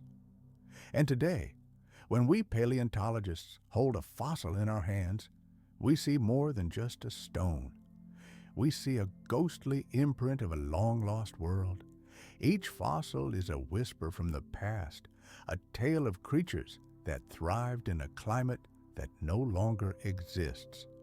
Some of these fossils show us plants with bizarre leaves hinting at dense, impenetrable jungles. Others are the remains of reptiles that could not survive the abrupt transition to a wetter, harsher climate. Even tiny creatures like insects left their mark, their wings imprinted in stone like pressed flowers in the pages of an ancient book. These fossils are a reminder that the great storms not only paved the way for the age of dinosaurs, but also caused countless small tragedies that we will never fully understand. The fossil record is often compared to a diary from which nearly every page has been torn out. Entire chapters of this story were written in water, and water has erased them forever. During the Carnian event, sea levels rose and incessant rains buried entire ecosystems under a thick layer of mud and silt.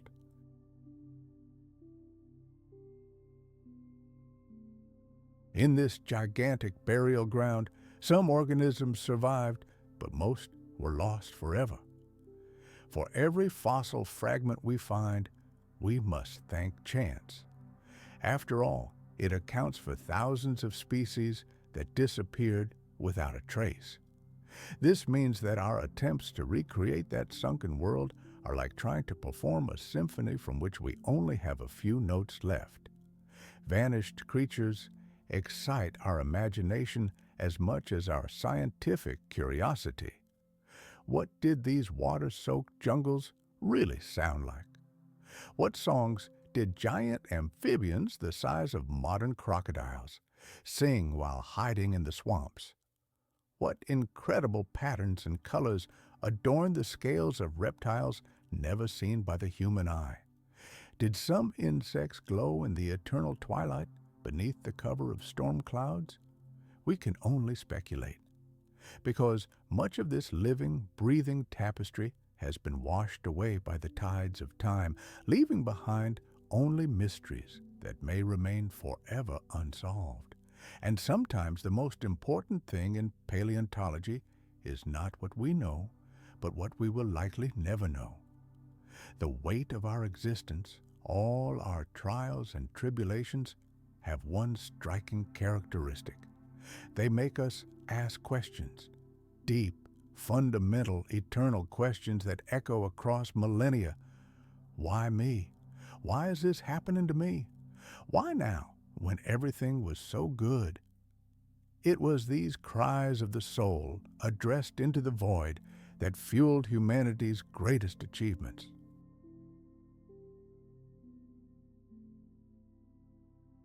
They gave birth to philosophy as an attempt to rationally comprehend the nature of suffering. They ignited the fire of faith in people's hearts, creating religions that offer hope and meaning.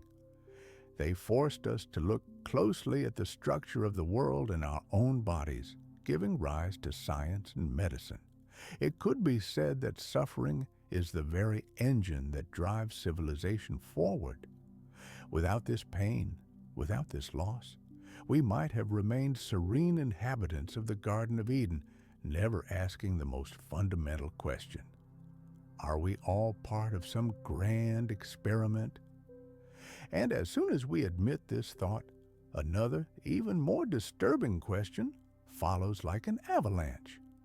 If our entire existence is an experiment, and our suffering an integral part of it, then who are the experimenters? Are there observers watching us from behind an invisible glass? Do they intervene in the course of events to guide them in the right direction? Are there moments when they ease our pain, or conversely, intensify it, testing our limits?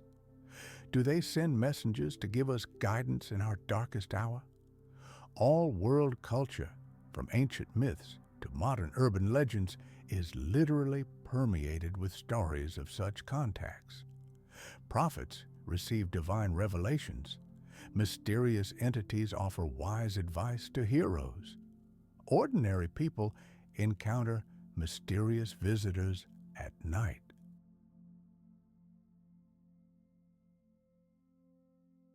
If our life is a test, then perhaps all these strange events are nothing more than clues, support, or direct intervention designed to nudge humanity toward the next stage of development. Pain and suffering are perhaps among the most unshakable truths of our world. But equally constant is the belief that we are not alone in this struggle. Throughout human history, we have heard stories of divine guidance, incredible visions, and encounters with beings clearly not of our world. Some call this divine providence, others call it contact with extraterrestrial intelligence. Still others call it personal spiritual epiphanies. But no matter how we try to explain it, all these stories lie at the intersection of mythology, religion, and modern ufology. And if we dare to view humanity as an experiment, these experiences may be the clearest signs that observers are sometimes deciding to emerge from the shadows. Let's travel back thousands of years to the dusty lands of the ancient world, to the very origins of our civilization. Let's open the pages of sacred texts. Before us is the prophet Moses, a lonely shepherd in the desert, mesmerized by a bush engulfed in flames that do not consume its branches. And from this flame comes a voice that will change the fate of an entire people. And here is the prophet Ezekiel, contemplating an incredible vision in the heavens, something resembling a fiery chariot, with revolving wheels within other wheels, surrounded by strange, unearthly creatures.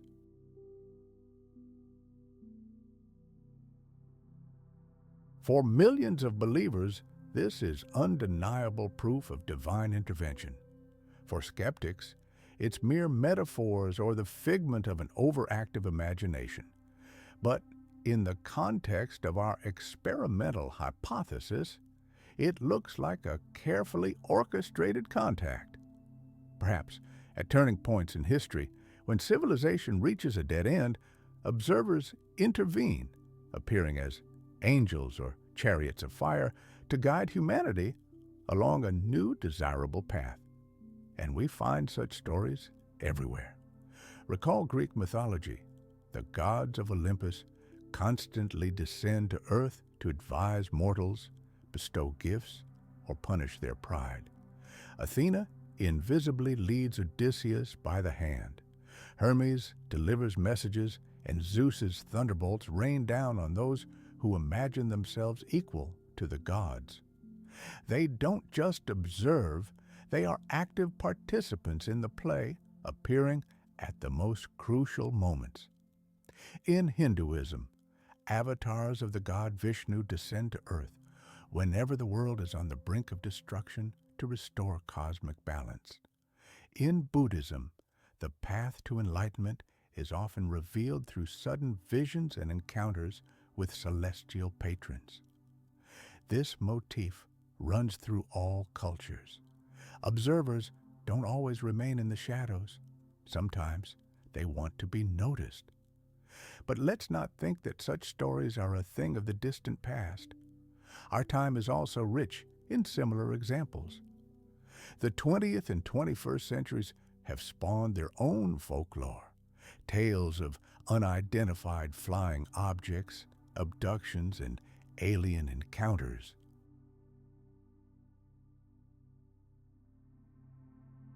Often, in these modern stories, we find eerie echoes of ancient myths.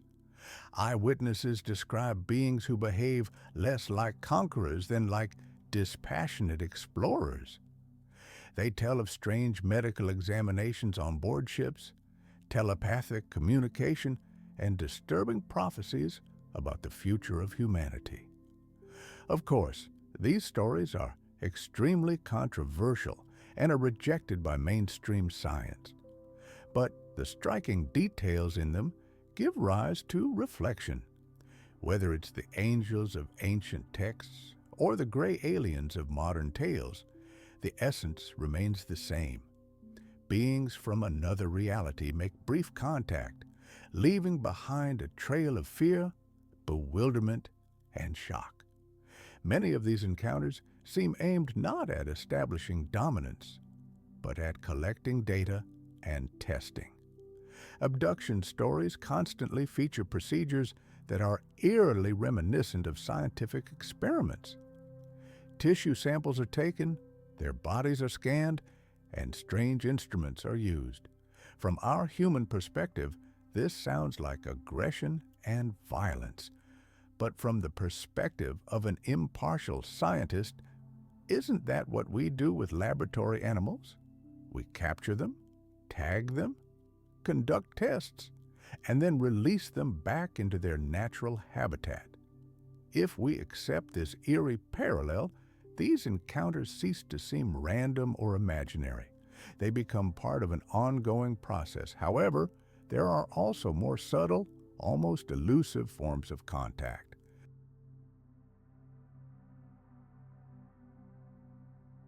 Countless people around the world report mystical experiences, sudden insights, flashes of light that fill the mind, comforting voices in moments of despair, dreams that seem more real than life itself. Most often, such experiences occur in moments of deepest crisis. A dying person in a hospital bed might see a luminous figure reaching out to them. A parent, grief-stricken after the loss of a child, sees the child in a dream, offering words of comfort. A person immersed in deep meditation can sense the presence of invisible guides. Of course, it's easy to chalk this up to our brain's tricks, to our psychological defense mechanisms. But how perfectly it fits into the overall picture. Perhaps the observers provide us with a kind of psychological support when the ordeal becomes unbearable, subtly hinting that we're not abandoned to our fate. Art, culture, and religion all have been shaped by such moments for centuries. According to Islamic tradition, the Quran was dictated to the Prophet Muhammad by the angel Gabriel.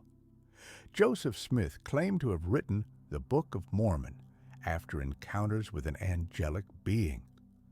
Indigenous shamans around the world enter trances to receive visions from spirits, who then help them guide their tribes.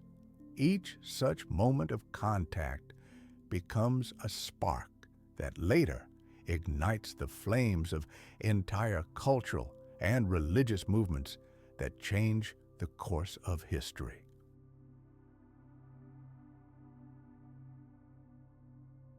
Consider this. If certain observers wanted to control humanity without fully revealing themselves, wouldn't that be the most effective way? They could select specific individuals during key eras, download certain ideas into their consciousness, and allow them to spread naturally. A skeptic, of course, will object that all of this is a product of our own minds. Hallucinations, prophetic dreams, a rich imagination, all of these can explain much. But what then about the striking similarity of these experiences among people from completely different cultures and eras? Why do people separated by thousands of kilometers and centuries describe remarkably similar things? Shining beings descending from the heavens, fiery chariots, voices speaking from nowhere? These images are repeated too often to be mere coincidence. This suggests a single source, perhaps watching us closely all this time. We can look at these moments of contact as calibration points of sorts. In any long-term experiment, Scientists periodically take measurements to ensure everything is going according to plan. They might slightly alter the conditions, introduce a new stimulus, or simply gauge the subject's reactions. If humanity is an experiment, then these contacts could serve the same function. Each vision, each encounter, each revelation may be less an attempt to convey information than a way to test our reactions. How will society react to a new prophet?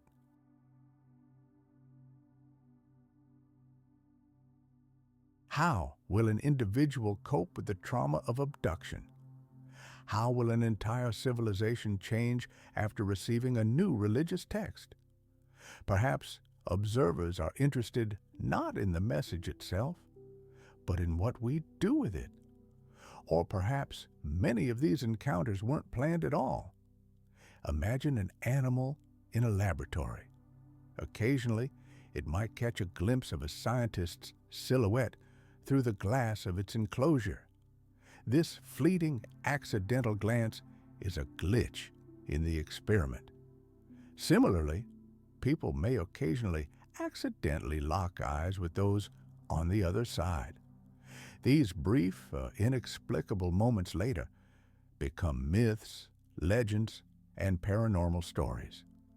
Perhaps the observers don't want us to see them, but the complexity of the experiment is such that it's impossible to completely conceal one's presence. All the strange and inexplicable encounters in human history could simply be the consequences of such random glitches. Even in art and literature, we find traces of this invisible presence. Creative people often describe inspiration as something that comes from outside themselves. The very idea of the Greek muses whispering verses to poets embodies this idea. Creativity is not a product of our minds, but a gift from above.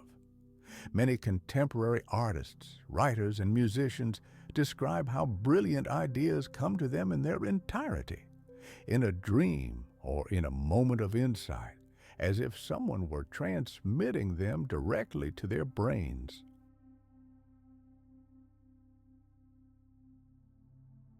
If our consciousness is an object of experimentation, then perhaps inspiration is another form of subtle communication, a way to stimulate human creativity and direct it in the right direction. And, of course, technology. We see moments of astonishing, inexplicable leaps throughout history. Ancient myths are filled with stories of gods who taught humans how to make fire, cultivate the land, or use writing. And modern conspiracy theories often claim that the greatest technological breakthroughs of the 20th century, such as microchips or lasers, were achieved by studying technology from crashed alien spacecraft. Whether this is true or not, the theme recurs again and again. Great knowledge sometimes comes to us not through long and arduous labor, but suddenly, like a gift from heaven. And if this is true, then contact is not only about messages and visions, but also about the transfer of tools that shape our world. What makes these fossils so difficult to decipher is that they rarely give us a complete, clear picture. A paleontologist finds only a symbolic, incomplete fragment of the past. The remains of ancient creatures often leave us with confusion rather than a sense of full understanding. Individual fossil finds bring scientific satisfaction, but they don't provide a comprehensive explanation of what really happened. It seems as if history itself deliberately conceals the full story, providing only scattered pieces of a gigantic puzzle.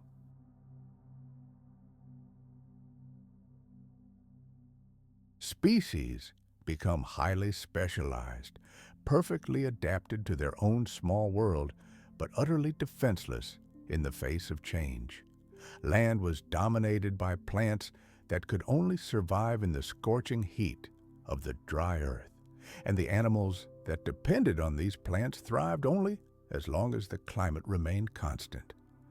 Every thread in the web of life was tightly woven into a single fabric, built on drought and predictability. This world resembled an elegant house of cards, liable to collapse at the slightest push. Imagine life in such a world. Days flowed with a measured, familiar rhythm. The sun blazed mercilessly from the sky, and the nights brought coolness beneath a scattering of unfamiliar constellations. Ecosystems were balanced, but their equilibrium was fragile, like a delicate ice sculpture, ready to crumble at one false touch. And now, on the eve of the greatest storm in Earth's history, the planet held its breath. Pangea was ripe for change, even though it didn't know it. This vast, parched world of deserts and heat was ruled by reptiles who believed their dominion would be eternal. The skies were clear, the rivers were shallow, and the forests were retreating. No creature alive in that era could have imagined that soon the very heavens would open up above them, and the world they knew would be drowned in an endless rain. From this eerie, frozen state of stability, the first drops were about to fall upon Earth, and with them, the disintegration of an entire world.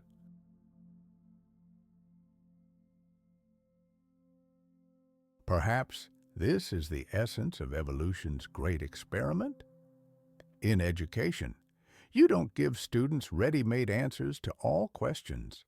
Instead, you offer clues, presenting them with seemingly insoluble problems and puzzles, allowing them to discover the solutions themselves. The constant occurrence of evolutionary breakthroughs also forces us to rethink the very nature of life. New dynasties of living beings often emerge with the emergence of revolutionary adaptations. Individual species gain a unique advantage from the forces of nature, sometimes leading to the emergence of small but successful groups, and sometimes to global changes that shake the entire planet. The forces of evolution may not monitor every detail, but they could sow the seeds of change, expecting to see them grow and transform the world. Entire ecosystems respond to these challenges. Each turning point in evolution becomes another test, another turn in the endless development of life. Within this experiment, living beings can only project their instincts onto the surrounding reality. Nature has a rich imagination. It is prone to creating astonishing patterns and strives to find ever more complex forms. Perhaps the key moments in evolution are simply life's own way of coping with uncertainty and the eternal struggle for survival. However, even if this is true, it still plays a crucial role in the global experiment. Evolution does not need to intervene directly if creatures themselves create new behaviors.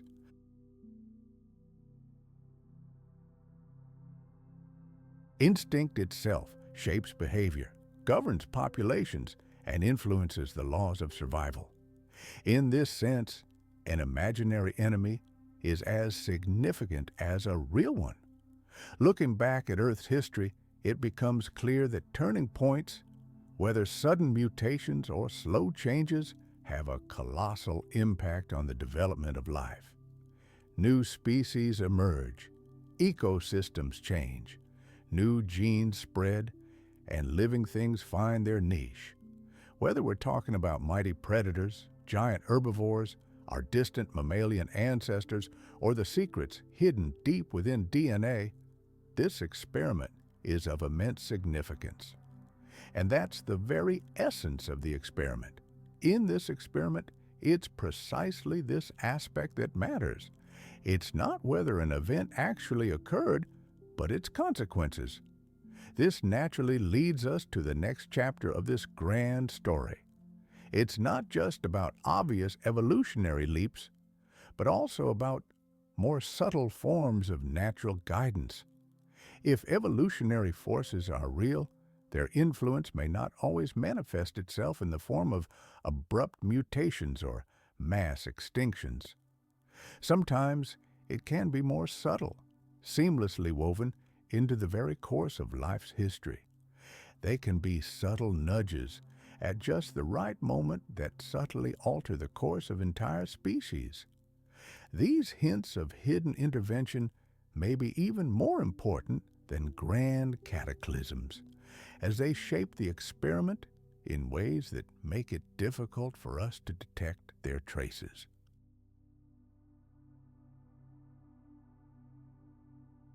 If we allow ourselves to imagine life on Earth as an experiment, then sooner or later, the question of its ethics will arise.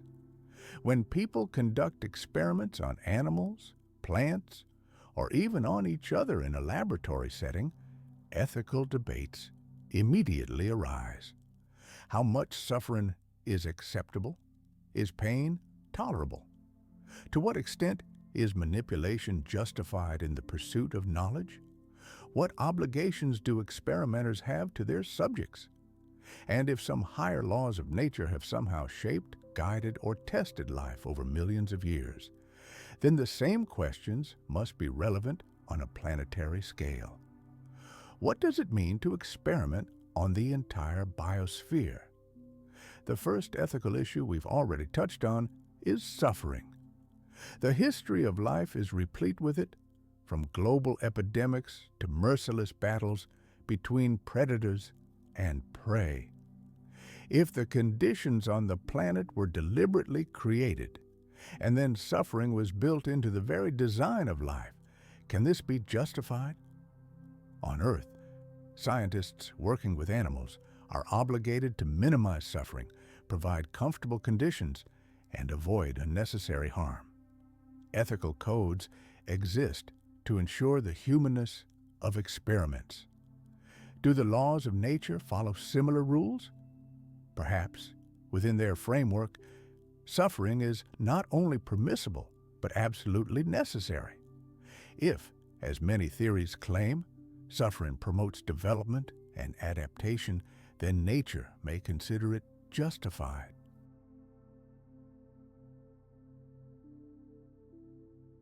Just as a surgeon inflicts pain during an operation to save a patient, or a coach makes an athlete suffer during training, evolution may tolerate suffering in the belief that it will lead to the emergence of more advanced life forms. However, such a justification implies that evolution values development over the comfort of the individual. It suggests that the end justifies the means. For humans, this is already a difficult choice. On a planetary scale, the significance of this issue increases manifold. Another ethical issue is free will. Did an ancient being truly choose its path, or was it manipulated by instincts, genetic programming, and conditions established long before its birth? If an animal's choices are influenced by invisible forces, can it still be considered free? On Earth, experiments typically require the informed consent of participants. People participating in trials must be willing to take risks and give their consent.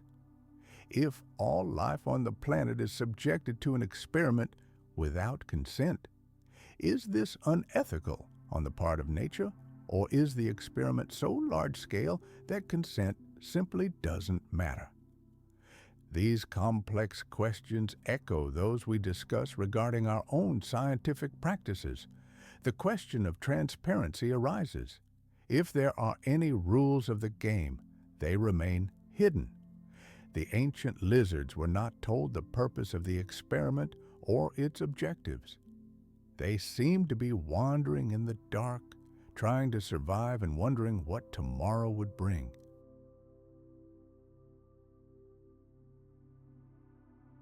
Is such secrecy ethical? In our world, the secrecy of experiments often draws criticism. Subjects have the right to know they are being studied. However, secrecy is sometimes justified if revealing the truth could distort the results. If living beings knew they were part of a cosmic experiment, wouldn't this influence their behavior so much that the experiment would be meaningless? If so, then nature may explain this secrecy by saying it is necessary, even if it seems unfair. There's also the question of inequality in the experiment. If some species or groups received greater evolutionary advantages, for example, tyrannosaurs gained monstrous strength, while pterosaurs gained wings, then the experiment is uneven. Some gain incredible abilities while others are left defenseless. Some suffer more, others less. On Earth, unequal treatment in experiments is considered a serious ethical violation. However, in a planetary experiment, inequality appears to be commonplace. Was this intentional? Are certain groups being tested differently? Or is the experiment more chaotic, with random chance reigning? Are these dilemmas designed? They become especially clear when we compare them to human behavior. We experiment on animals without their consent, often stressing or harming them. We justify this by claiming that animals cannot understand the big picture, that the knowledge gained will benefit others, and that the common good outweighs the suffering of a few.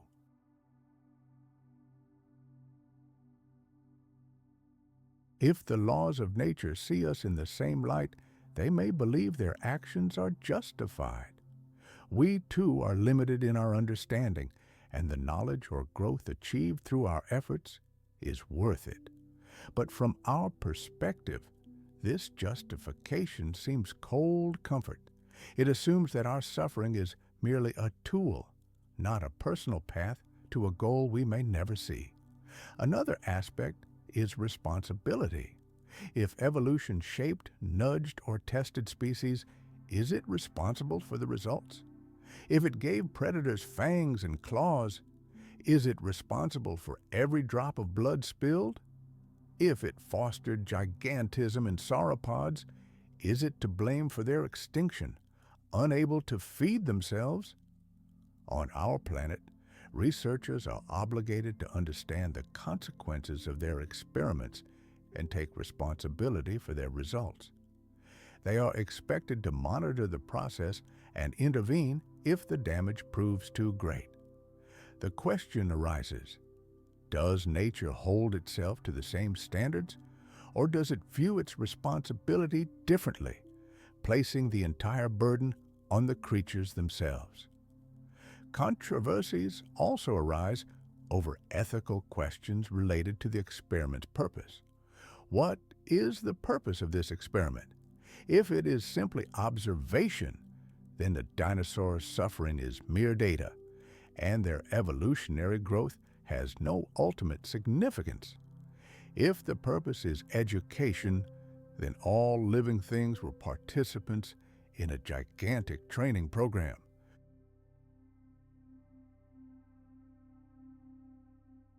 If the purpose is conservation, then we are merely specimens for study in a vast preserve. Each purpose has its own ethical implications. Education implies benevolence, observation presupposes neutrality, and conservation requires control. Without a clear understanding of purpose, we cannot fully appreciate the ethical aspects of this grand experiment, which has lasted for hundreds of millions of years.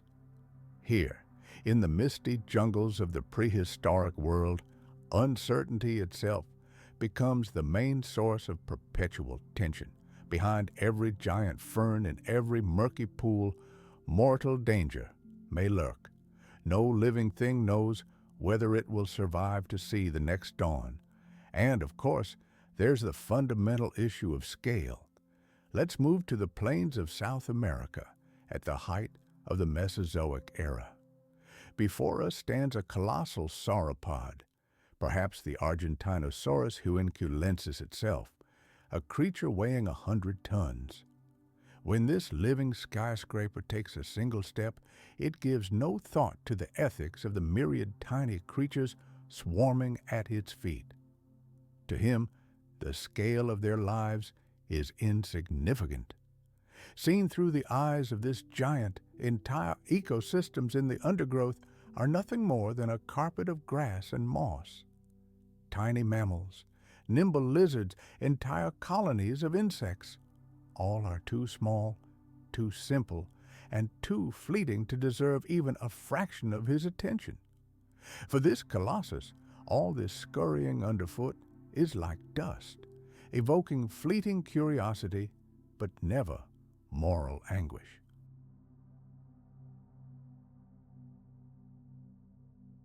From his perspective, the very question of the value of an individual life simply doesn't exist. But from the perspective of a tiny animal, at risk of being crushed at any moment, this question is of paramount, vital importance. Some might assume that these giants, these silent observers of life at their feet, are inherently benevolent. A certain supreme harmony can be discerned in their actions. For example, when a herd of sauropods passes through a forest, they fell trees, opening up sunlight for new, young plants. They create clearings that become migration routes for other species. It's as if an invisible hand guides them along a path of creation, not destruction. It seems as if this great experiment of nature itself is destined for the well-being of all. Others see it as nothing more than cold indifference, or worse, blind exploitation. These giants are nothing more than mindless instruments of nature, pursuing a single goal, their own survival. They consume tons of vegetation, trample vast territories, and reshape the landscape solely to suit their own needs. Both these views are supported by the fossil record. Perhaps the truth, as is often the case, lies somewhere in between. Or perhaps it lies in a realm our minds are not yet capable of grasping. Interestingly, this prehistoric dilemma strikingly echoes humanity's eternal philosophical debates. The problem of cruelty in nature: why is a world so full of life simultaneously filled with such unimaginable suffering?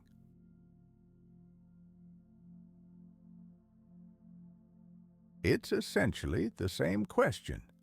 Is the deadly struggle between predator and prey an integral part of evolution's grand design, or is it simply proof of its absolute indifference to the fate of each individual creature? The answers to this question may vary, but the problem itself remains unresolved. The idea of the prehistoric ecosystem as a gigantic experiment merely reframes it without resorting to the idea of a divine creator, but the essence remains the same. Is the design of life inherently ethical? One of the most disturbing insights is that ethics, as we understand it, may be entirely alien to the central forces that ruled this world. Just as a Tyrannosaurus rex, sinking its teeth into the flesh of a Triceratops, considered nothing of its prey's suffering, so nature itself may attach no significance to the pain and terror of individual creatures. Their agony, their final moments, are but a minor detail in the grand and merciless spectacle of survival. For countless generations of ancient creatures, their world was unchanging, and the familiar contours of the landscape served as reliable landmarks. But imagine their horror when, in an instant, measured in geological time, all this vanished. Their familiar reality was erased and rewritten. Where yesterday's howling swirls of scorching sand now flashed lightning bolts in endless thunderclouds.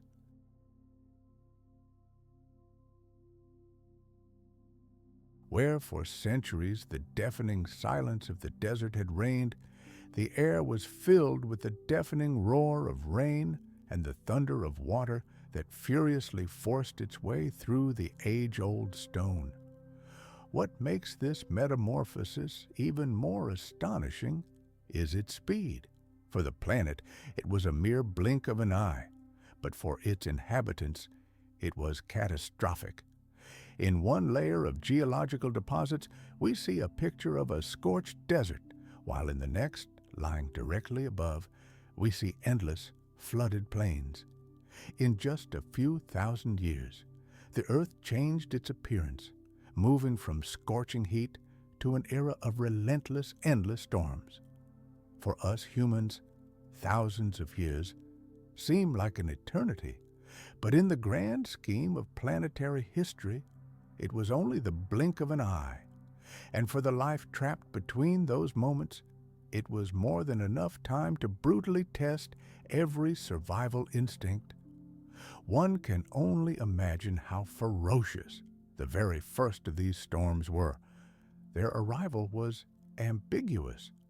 For some species, the torrential rains were a death sentence, mercilessly upsetting the delicate balance that sustained their existence. But for others, they opened the door to a new, unknown world. Amphibians, previously confined to the shores of drying ponds, suddenly found themselves with an entire planet at their disposal, filled with new habitats that stretched farther than they could have imagined.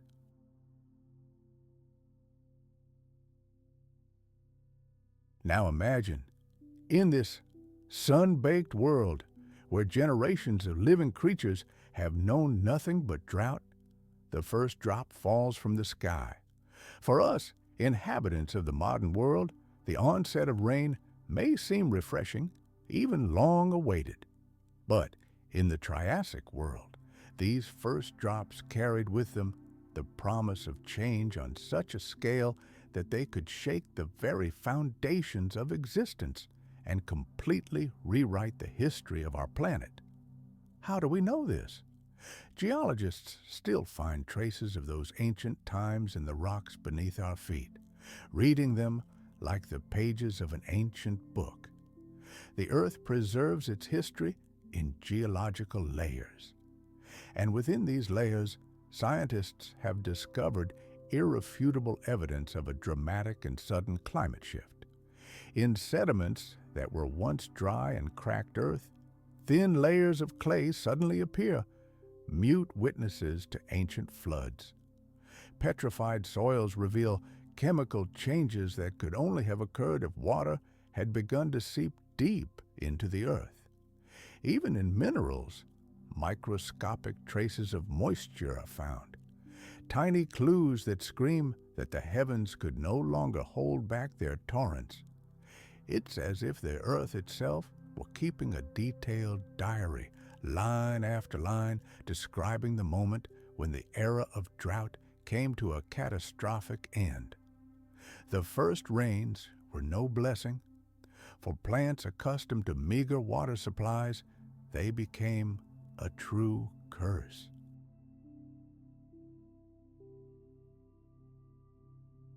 Tiny, inconspicuous plants, capable of surviving only in moist soil, began rapidly conquering new territories, coloring the lifeless landscape in previously unseen shades of green. Every drop of water falling from the sky brought both destruction and opportunity. It crushed the old world, but at the same time methodically laid the foundation for the birth of a new one. As the rains grew heavier, the familiar cycle of seasons gave way to something more permanent, and the world began to rapidly lose its familiar contours. Rivers became raging canyons, valleys became deep lakes, and the forests that once timidly clung to their banks were supplanted by new, more aggressive plant species. A new threat was creeping up the riverbanks, extending deep into lands that had never known shade before. The very rhythm of life, previously tuned to survival in conditions of scarcity, was now forced to adapt to abundance. But abundance, when it seems endless, can prove as deadly as the most severe famine. The first drops of rain were merely a harbinger of things to come. They seemed to mark the crossing of a Rubicon, the beginning of a storm from which there was no escape. The heavens opened, and from that moment on, the earth embarked on a path leading straight into chaos. It was a journey preordained by fate itself. Amid the roar and torrents of water that no living creature could fail to notice, the first downpours seemed merely a strange anomaly.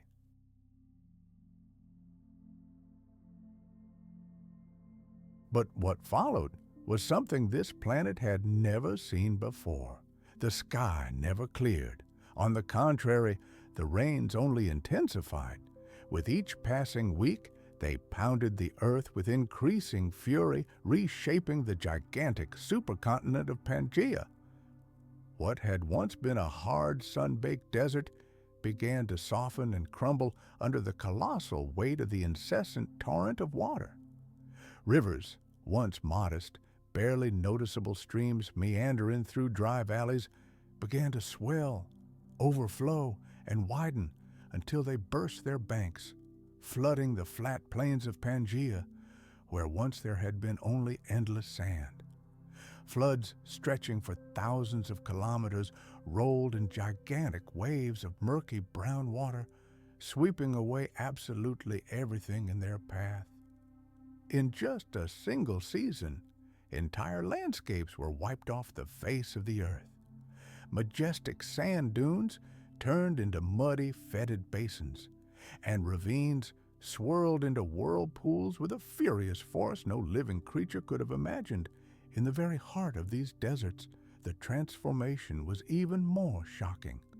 Vast tracts of arid land, where storms were rare, now sank beneath leaden gray skies.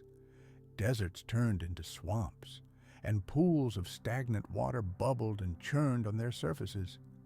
Heavy clouds hung so low they seemed to weigh down the very earth, and lightning mercilessly split the skies, turning day into a semblance of night, filled with strange, shimmering twilight.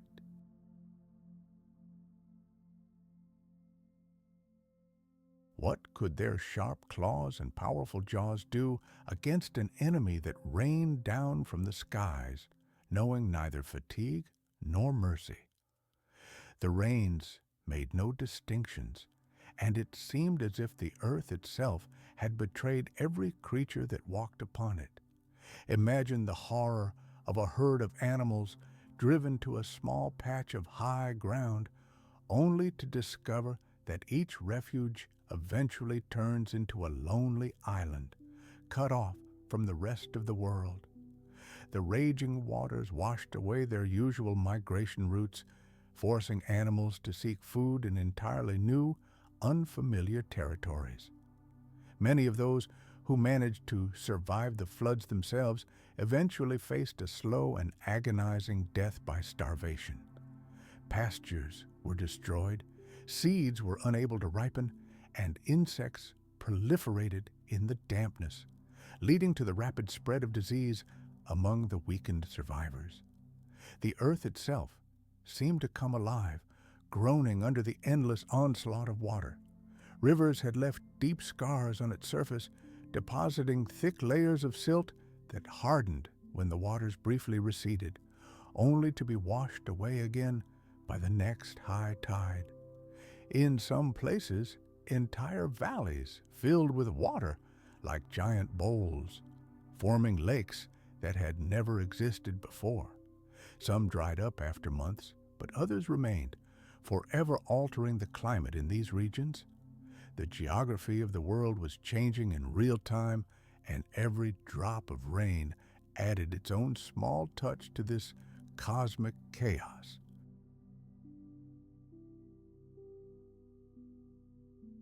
Imagine looking up at the sky and, instead of a calm blue dome, seeing a seething ceiling of black clouds above, pierced by endless flashes of white flame. The atmosphere itself changed, filling with warmth, moisture, and a frightening instability. Every hour, it seemed, a new storm was about to break, and more often than not, a thunderstorm actually did begin. Sometimes, blinding lightning streaked across the horizon, splintering trees with a deafening crack. Other times, the bolts struck the ground with such force that it shook beneath their feet. In this world of constant rain, one might expect the fires to vanish forever. After all, how could flames survive when everything around them was drenched in water? Yet, the storms created a paradox never before encountered by life. Lightning bolts ignited the landscape with a ferocious fury, even as torrents of water swept across it. Their strikes ignited patches of vegetation, turning once fertile soil into smoking, charred craters. In the brief, dry intervals between storms, the fires quickly spread from one plant to another until another heavy rain came and drenched everything. The earth found itself trapped in a constant rhythm of extremes. One moment it burned, the next it was drenched in water. This forced life to exist on the very brink of survival. For plants that had only just begun to adapt to wetter soil, the fires were a real shock, something they were unprepared for.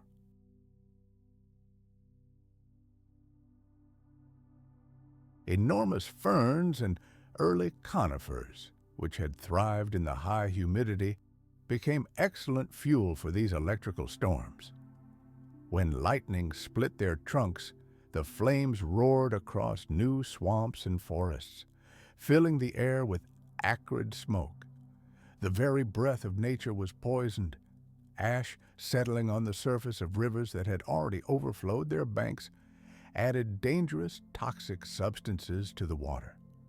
Animals that had so struggled to adapt to the floods now found themselves in a new, deadly trap.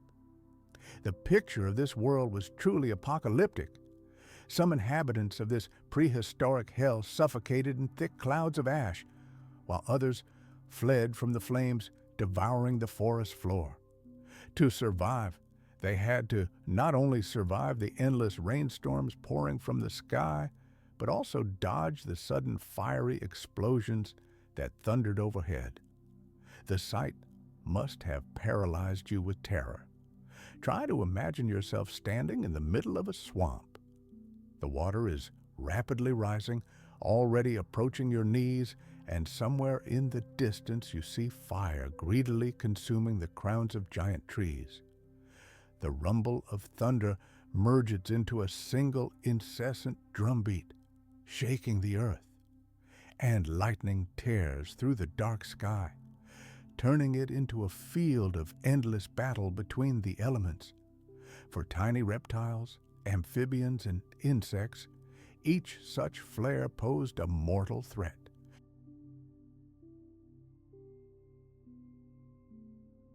Some creatures panicked and burrowed into the damp earth, seeking any kind of salvation, while others, emerging to the surface, immediately found themselves trapped in flames. The sky ceased to be a refuge. The weather itself became a merciless weapon, reshaping the planet with monstrous speed. And the Earth has forever imprinted the memory of these brutal events. In ancient soil layers, paleontologists find traces of charcoal, mute evidence of the prehistoric forest fires that raged here, and between these scorched layers lie minerals left behind by constant devastating floods. This proves how water and fire alternated time and again in a deadly dance. Scientists studying this geological record encounter a world woven from contradictions. The elements, which logically should have destroyed each other, instead clashed in a furious battle, making survival virtually impossible. Living in this world meant simultaneously wallowing in smoke, ash, mud, and ever-rising water. Thunderstorms even affected the composition of the air. Each lightning strike released nitrogen compounds, which, seeping into the soil, became fertilizer for some plants, while others were simply burned to ashes. This created tiny islands of sudden, lush growth, bright bursts of green amid the general devastation. Swarms of insects immediately flocked to these green oases. Small reptiles followed, which in turn became easy prey for predators.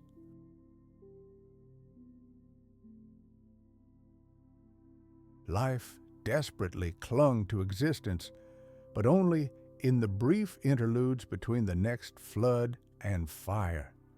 It seemed all living organisms were locked in an endless race with the heavens, trying to snatch any available resources before the next storm turned the world upside down again. This paradox of fire and water became the catalyst for colossal evolutionary changes. Creatures that couldn't move fast enough or adapt to these extreme conditions were doomed. Their fossilized remains were buried under thick layers of mud and ash, forever hidden from the eyes of future generations. But those who managed to adapt to radically different conditions, to moisture and drought, to a drowning world and a burning one, began to thrive, occupying ecological niches their ancestors could never have dreamed of. The world changed with staggering speed, testing every form of life with seemingly endless storms. While the rains poured and the fires raged, the skies never ceased. Their roar was a constant reminder that the planet itself had become utterly unpredictable. With every flash of lightning and every clap of thunder, the fate of entire species was sealed, some consigned to oblivion, while others were given a chance to survive. In this chaos, amid storms and flames, the foundations for a new era and new rulers of the planet were being laid, though no living being could yet comprehend it. The world, once utterly dominated by reptiles and crawling creatures, turned into a new deadly prison.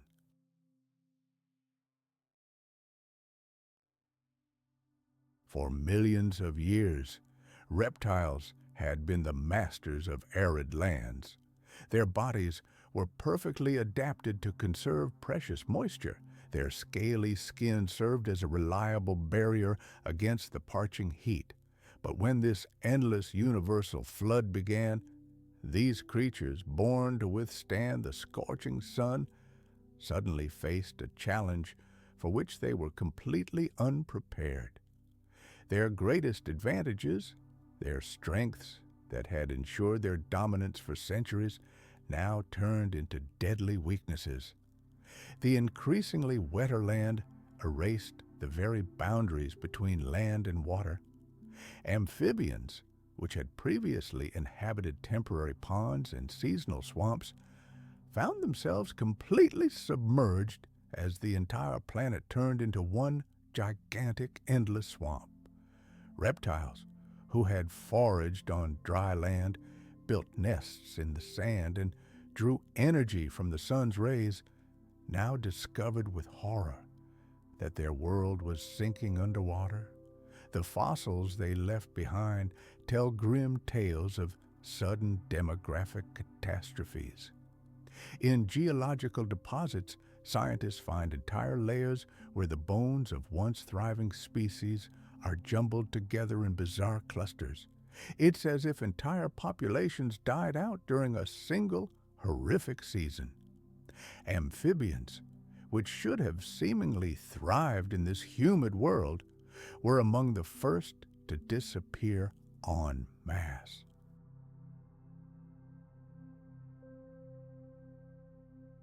Their roots, which had spent centuries spreading outward to collect every precious drop, were now buried under a thick layer of water, literally drowning in the excess moisture. Some plant species withered and died in the new conditions, while others, perhaps by chance, discovered the advantage of a deeper root system, allowing them to survive. Animal life was also thrown into chaos as it struggled to adapt to the new, wet rhythm of life. Insects that thrived in a dry climate were confronted with sudden puddles and floods that disrupted their reproductive cycles. Reptiles, accustomed to roaming predictable dry landscapes, were now trapped by flooded rivers and suddenly formed swampy plains. And this chaos was not uniform, which only exacerbated the general confusion. In some corners of the supercontinent, the sky spewed torrents of water for weeks without interruption. In others, brief respites offered false hope of a return to the old world before the storm swept down with renewed, even greater force.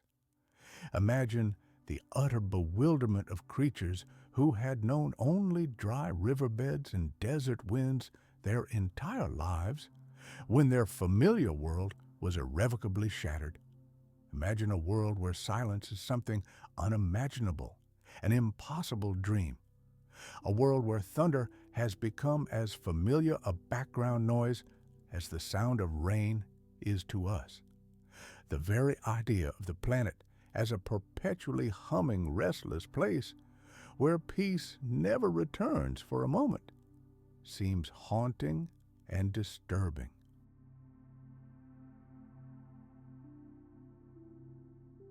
Their delicate, permeable skin, designed to exchange moisture and oxygen with the environment, proved defenseless against the devastating effects of climate change. When rivers overflowed their banks and new bodies of water turned into stagnant, rotting swamps, they became the perfect breeding ground for pathogenic parasites. Infecting eggs and young, these invisible killers wiped out entire generations before they could reach adulthood. Reptiles also faced insurmountable problems. Many species relied entirely on the sun to regulate their body temperature. However, for years, the sky was shrouded in gray, and storm clouds obscured the life-saving warmth they needed to survive. Eggs laid in sandy nests were either washed away by flash floods or simply rotted in the constant dampness. The few hatchlings that did manage to hatch often faced starvation, as their primary prey, insects, died en masse due to the abnormal humidity. In some places, the fossilized footprints of ancient animals suddenly end, leaving behind only the eerie mystery of their disappearance. It's as if these creatures simply stopped walking the earth.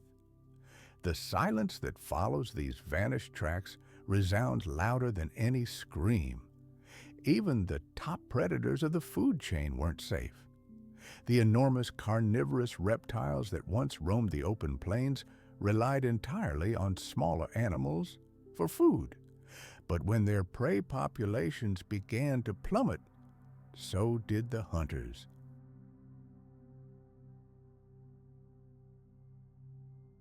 The very concept of resilience was put to the ultimate test, and for many, this test proved to be their last. However, the deeper we delve into the history of this catastrophe, the clearer it becomes that the victims we've already uncovered were only the first in a long series of extinctions. The reign continued, and with each passing century, new threats arose from the swamps. Not only amphibians and reptiles were on the brink of extinction, but the entire world around them. The plants that served as their food, the insects that maintained their delicate balance, and even the very landscapes they called home. This great flood didn't simply wipe out individual species, it destroyed the entire web of life, thread by thread, leaving behind a world that will never be the same. And this world, which would one day belong to dinosaurs, was far from welcoming to them at that moment. they were still small, unremarkable creatures, often no larger than a modern dog, and seemed fragile and insignificant compared to the giants of that era. Surrounded by lumbering giants, these early dinosaurs were mere underdogs, desperately fighting for their place in the sun. Their thin legs, light bodies, and modest role in the ecosystem prevented them from claiming anything more. They made their way through the dense undergrowth, trying to keep as far away as possible from the terrifying, enormous predators. The endless rainfall that lashed the planet was a game changer.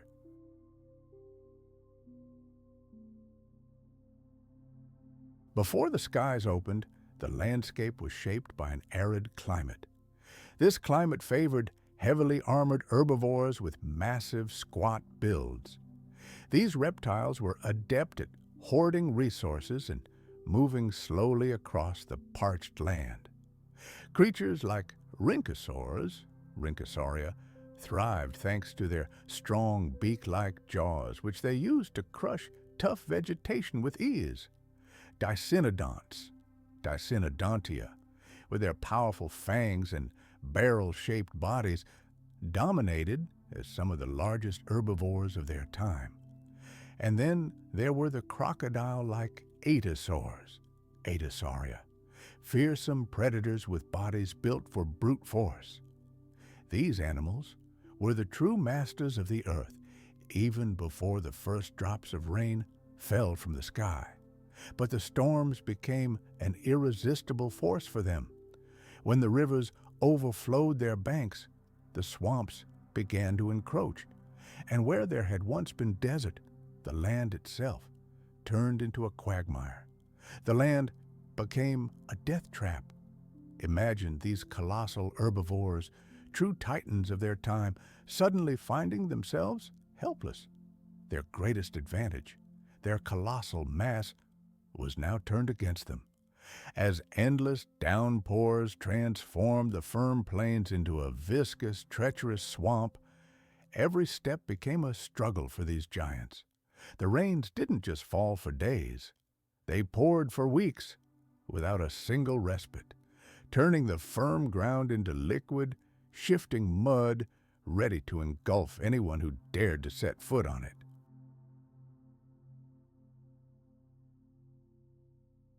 Fossilized footprints left in the ancient mud serve us today as silent witnesses to that era.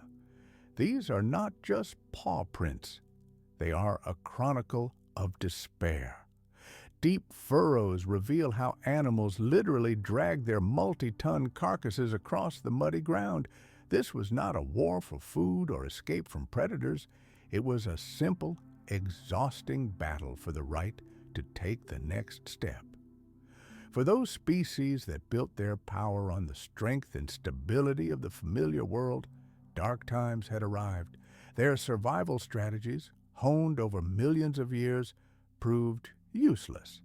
And so, in this arena of chaos, those previously considered weak and insignificant gained an unexpected advantage.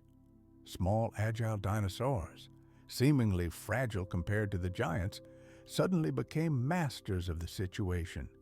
Their long, thin, stilt-like legs allowed them to move easily through the viscous swamp, and their light build gave them speed and maneuverability, where the ground became a deadly quagmire for larger creatures. They could slip through swampy forests, finding shelter and food in places where the colossal reptiles were forbidden. Each new storm spelled doom for those who once ruled this planet. The swift dinosaurs, on the other hand, learned to exploit this chaos to their advantage. Not only was the landscape changing, the very laws of nature, the rules of the cruel game called survival, were shifting.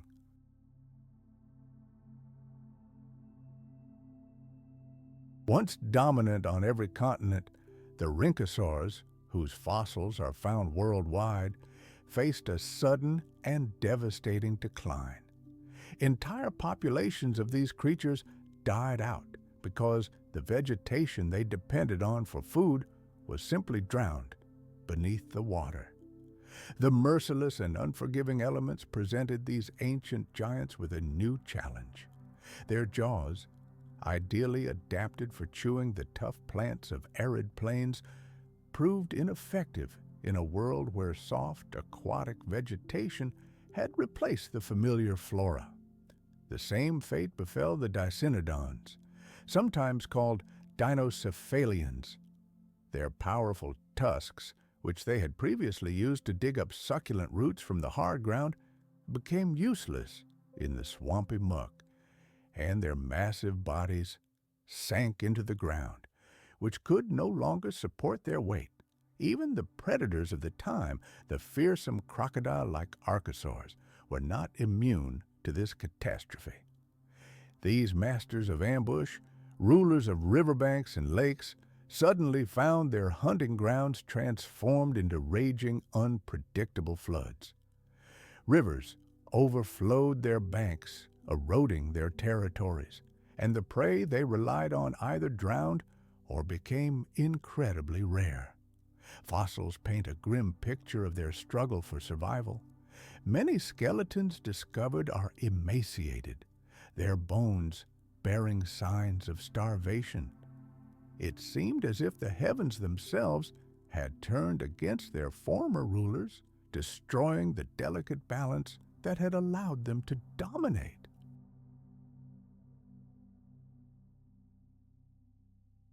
But for the dinosaurs, every natural disaster opened up new opportunities. Their modest size, once a disadvantage, now became their greatest defense. They easily occupied vacant ecological niches, feeding on insects, small amphibians, and the plants that thrived in the moist soil. Their phenomenal adaptability meant they weren't constrained by the old rules. Where giants had stumbled and drowned, their nimble feet carried them into a new future. The world was changing daily, and those who couldn't adapt to its new furious rhythm were forever left behind. Let's travel back to that era. Imagine this scene, a world shrouded in leaden clouds from which water pours incessantly. Rivers overflow their banks, flooding the plains until the boundary between land and water is completely erased. Once omnipotent giants are bogged down in the mud, their herds thinning, their dominance fading before our eyes. And in the shadows, among ferns strewn with raindrops, small dinosaurs cautiously pick their way forward. Their eyes cautiously survey the new world, their lithe bodies ready to occupy any vacant space.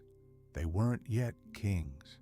They weren't the fearsome lizards that would one day make the earth tremble, but these endless storms cleared the way for them. They were survivors, learning to thrive on a flooded world, and their descendants were already waiting in the wings to claim this planet.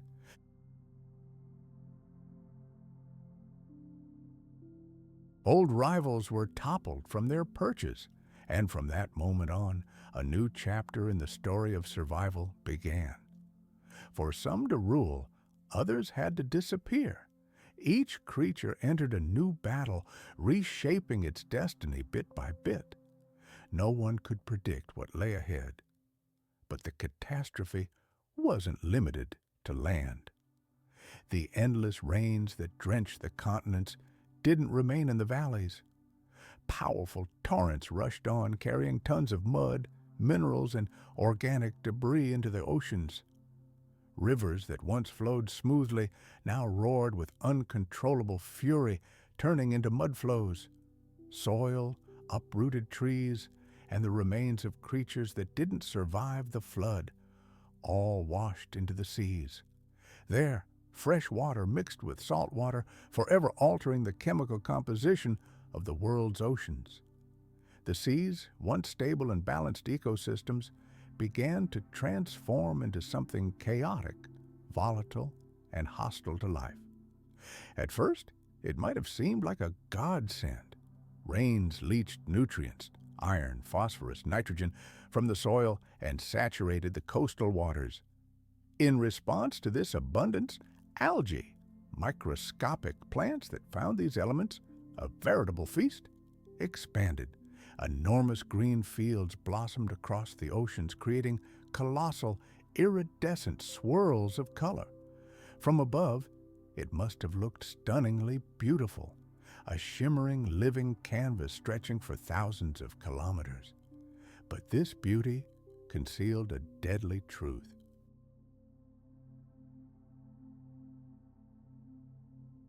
For when life reproduces too quickly, it suffocates itself, turning abundance into poison. As the algae bloom gained momentum, its dense mat blocked sunlight from reaching the water column. Fish and other marine life, accustomed to crystal-clear waters, suddenly found themselves in a perpetual twilight zone. The life source that had sustained entire food chains dried up. Then, when the algae's life cycle came to an end, they died and sank to the bottom in unimaginable numbers. There, microbes took over, creating an endless feast of decomposition. But these microorganisms rely on oxygen to survive, and in their reproductive frenzy, they literally sucked all the breathable air out of the ocean. This was the beginning of what scientists call an oceanic anoxic event. Simply put, the suffocation of the seas. Waters that had once brimmed with movement and life became dead and silent. Schools of fish swam into the dark, oxygen-deprived depths, only to suffocate and vanish without a trace. Death closed its arms around them. Entire populations died out overnight. Their silvery bodies covered the seafloor like morning confetti. Mollusks clinging to the rocks became trapped. When the oxygen ran out, their shells slammed shut forever, becoming their own tombs. Even the mighty marine reptiles, the undisputed rulers of the deep, could not resist this silent, suffocating wave of death. The destruction spread far beyond the shallows.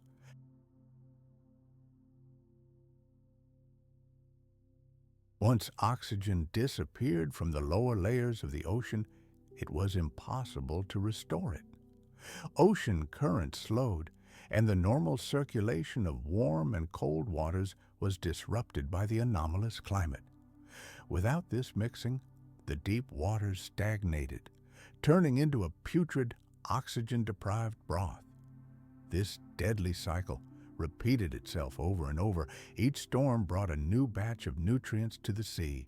Each new algal bloom sucked up even more oxygen, and each wave of die-off intensified the rot in the suffocating depths. In some places, the water became not just oxygen-free, it became toxic. When oxygen runs out, other gases take its place. One of them is hydrogen sulfide, a gas with the smell of rotten eggs. It is deadly to almost all living things. It rose from the sea depths like a ghost, permeating the dark layers of water. In high enough concentrations, it could even form bubbles that would break the surface and mix with the air, adding another layer of danger to an already crumbling world. Imagine standing on a shoreline once teeming with life. Now a heavy, nauseating smell hangs in the air, and the waves lazily toss lifeless fish onto the sand. Such was the reality of the besieged oceans. Coral reefs, those thriving underwater metropolises, were among the first victims.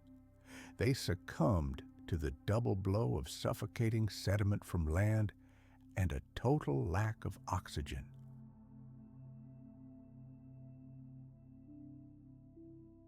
Today, we're accustomed to the sounds of nature bringing peace. The gentle babbling of a stream, the singing of the first birds at dawn, the rustling of the wind through the leaves. But in that ancient world, there was no room for silence or serenity. It was a world whose voice never ceased, a world where screams echoed incessantly, the sky thundered incessantly, and the very earth trembled beneath their feet. It was a symphony of chaos, the soundtrack of a planet in agony, its echoes still ringing in stone millions of years later. The creatures who were destined to live in that era didn't simply adapt to the surrounding landscape. They learned to live within chaos itself, for that was how they knew their world. Their home seemed obsessed with a single purpose, to remind its inhabitants every day that survival is a privilege not earned for free. As endless torrents of water poured from the skies, and the earth began to be engulfed by relentless storms, all living things found themselves subject to a brutal ordeal they had not signed up for. This rain didn't simply irrigate the soil, it carved new riverbeds into the landscape, raised entire forests, and transformed familiar valleys into alien and deadly swamps. For flora and fauna, this wasn't just a bad season, it was an entire life, stretching for millions of years. In this endless aquatic apocalypse, evolution itself was forced to step on the gas.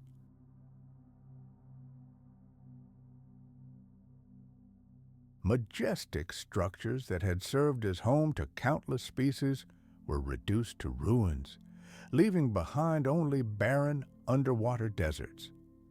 This triggered a domino effect. Entire food webs collapsed. Predators starved to death because their prey was gone. And those defenseless creatures that had previously hid in the reefs now drifted helplessly in open water, where they quickly became easy prey or simply died. The planet's transformation was unfolding at a terrifying pace. Rain filled the rivers carried nutrients to the seas, and the seas filled with death. The oceans, overwhelmed by this burden, began to fail, striking at the very heart of Earth's life support system. Once a global stabilizer regulating the climate, they themselves had become a cauldron of chaos and imbalance. The waters were advancing, the boundary between land and sea was erased, and neither space offered safety anymore. Life on Earth was trapped. The land was sinking, the skies were torn apart by storms, and now the oceans themselves had become one vast graveyard. For countless creatures with nowhere else to run, no refuge remained untouched by this terrifying chain reaction. But the real storms weren't born in the clouds. They originated in the hottest depths of the planet, deep beneath the Earth's crust, in a seething cauldron of molten rock. Monstrous pressure sought a release, and it found one.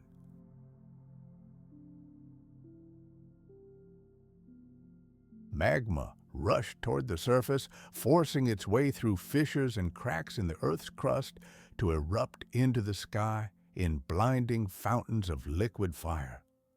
The volcanic eruptions grew ever more violent and widespread.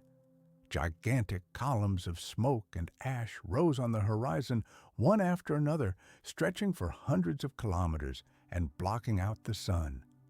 Imagine the scene. The sky darkened not for a few days, but for long, agonizing years. The world was plunged into a suffocating darkness, filled with toxic clouds that completely blocked out all sunlight. This black shroud transformed the bright day into an eternal oppressive twilight. It seemed the planet itself was suffocating. Its breath became toxic and fire erupted from its lungs. Each new eruption spewed more than just lava and ash into the atmosphere. Invisible killers poured into the air, trillions of tons of carbon dioxide, methane, and sulfur. These gases enveloped the Earth in a thick, suffocating blanket that acted like greenhouse glass, trapping heat and preventing it from escaping into space. The planet was becoming a molten trap. The world began to warm at an unprecedented rate, and life couldn't keep up. Temperatures weren't just fluctuating by a few degrees, they were surging in wild, unpredictable convulsions, forcing animals and plants to desperately fight for survival. What had once been a predictable cycle of seasons turned into an endless spiral of climatic chaos.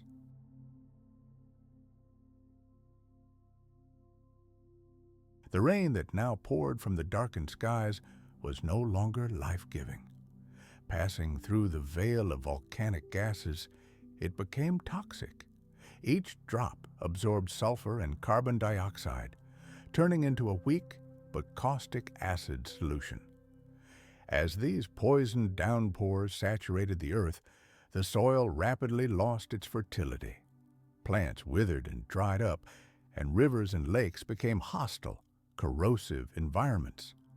Forests that had recently thrived in this humid world now died, their roots literally burned in soil stripped of all nutrients. Freshwater bodies became hostile, dead zones, unable to support even the most thrifty inhabitants. Let's transport ourselves to the swamp of that time, teeming with amphibians. The croaking of frogs echoed everywhere, and their eggs, like precious beads, clung to the reed stems. Now imagine that same swamp after several years of incessant acid rain. Its waters have become murky and lifeless. The vegetation has wilted and yellowed, and the once noisy, vibrant life has ceased forever. The first to disappear were the tiniest creatures, those most sensitive to chemical changes. Their demise set off a deadly chain reaction. Predators, deprived of their prey, began to starve. Ecosystems collapsed one by one like dominoes falling across the planet. The atmosphere, oversaturated with carbon, grew denser with each subsequent eruption. The air became heavy and viscous. Breathing became increasingly difficult for both animals and plants.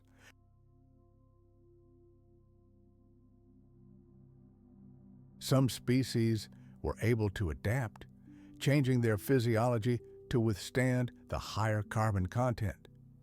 But for most, it was a death sentence. Even plants that fed on carbon dioxide could not survive when the delicate balance was so severely disrupted. Lush forests that once greedily absorbed sunlight began to thin, and in their place lay desolate, lifeless landscapes. This shift in vegetation forever altered the face of the planet, drawing a new, clear line between life and death. The oceans also felt the full force of this catastrophe. Enormous amounts of atmospheric carbon dissolved in rainwater and were carried by rivers into the seas. As a result, the chemical composition of ocean water began to rapidly change. The acidification process became fatal to countless marine organisms. The water began to dissolve calcium carbonate, the building block of the shells of tiny plankton, corals, and mollusks. Creatures that formed the very base of the entire marine food chain were left defenseless. Their fragile shells and skeletons were destroyed before they could even grow. Without them, the entire marine ecosystem collapsed, condemning larger animals to a painful death by starvation. It seemed as if the earth itself had rebelled against the life it had nurtured for so long. For land dwellers, the effects of volcanic gases were direct and inescapable. A dense haze of carbon and sulfur created a strange filter that distorted sunlight.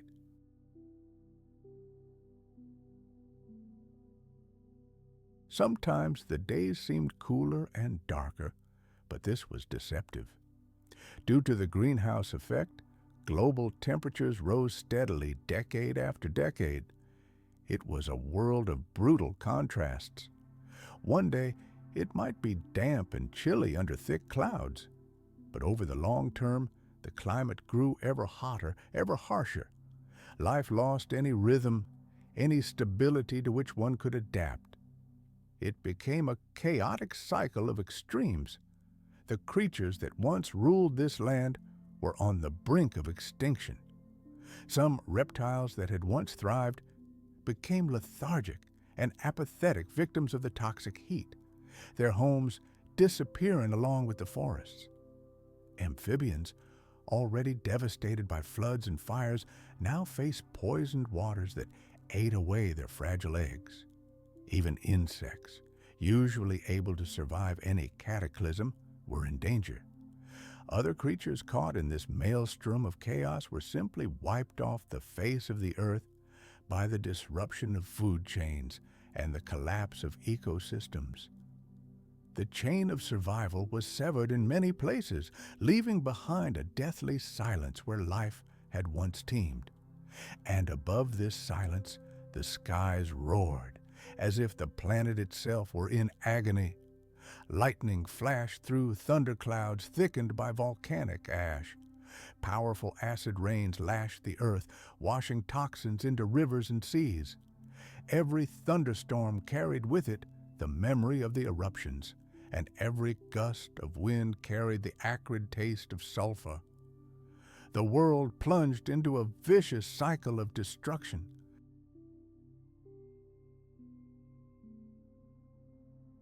They ruled for millions of years, feeding on the succulent vegetation of the Triassic period. However, when endless rains began and the plant composition changed, these giants were unable to adapt. Their jaws, ideal for chewing tough leaves, proved useless in the face of new, unfamiliar flora. Their disappearance was swift, as if erased from the book of life with a single stroke of a pen.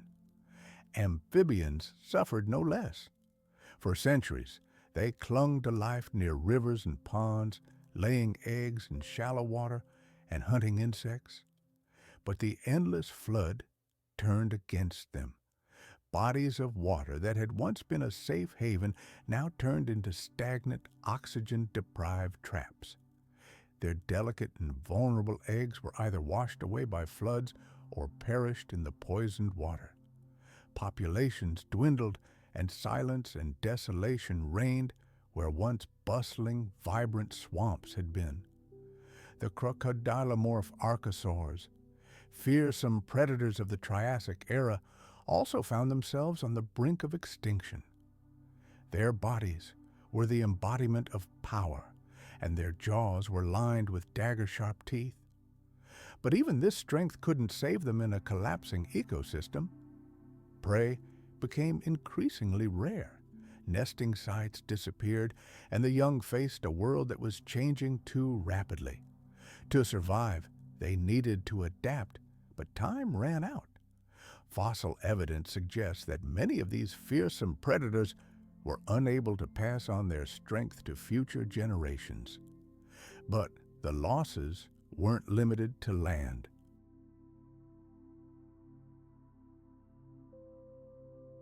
The oceans, too, began to crumble. Floods washed tons of toxic sediment into the seas, causing toxic algae blooms. Marine reptiles, mollusks, and countless other species disappeared one by one. Every loss on land echoed in the sea, and every cataclysm at sea brought the strain back to the land. Life was woven into a single web, and as soon as one thread in this web snapped, others quickly followed. During this time, extinction became the rule rather than the exception. Once diverse and thriving communities of creatures were reduced to scattered, pitiful remnants. Fossil records show that vertebrate diversity plummeted, a sure sign that the Earth itself was ruthlessly stripping away its resources. The tree of life itself mercilessly pruned its branches, eliminating species that could not quickly adapt to floods, changing vegetation and toxic air. Changes in the chemical balance of soil and oceans proved a death sentence. Fate favored only small creatures capable of quickly reproducing, while giant, highly specialized species were driven into oblivion one by one. Try to grasp for a moment the full tragedy of this moment in the planet's history. Imagine entire dynasties of animals that had ruled this world for centuries, dominating continents undividedly, melting away before your eyes until the last of them vanished.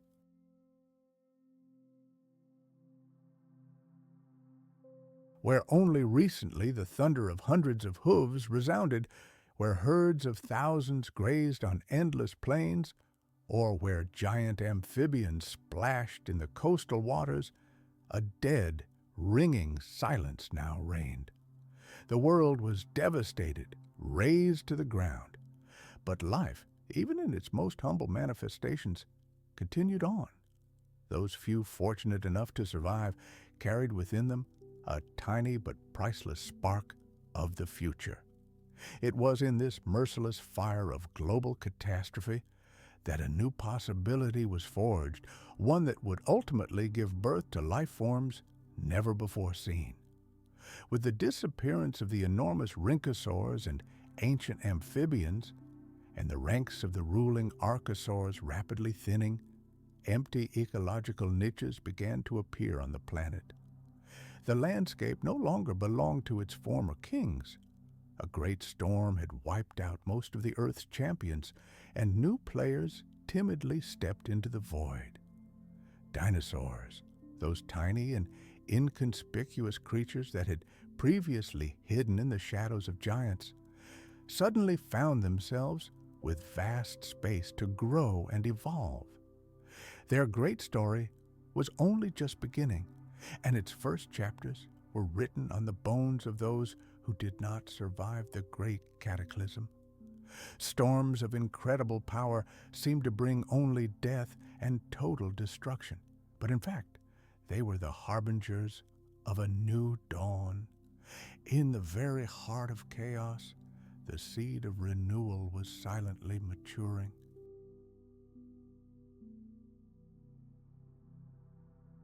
Every raindrop that struck the baked, cracked earth carried more than just water. It carried a life force capable of awakening seeds dormant for millions of years, leaching precious minerals from the rocks and replenishing the barren soils with moisture. Millions of years before these events, much of the earth had become a parched, merciless desert. Its surface was scarred by the scars of eternal drought, but now, endless, torrential rains created a completely different environment, unlike anything that had come before. It was a world in which greenery could finally take root and begin its great conquest.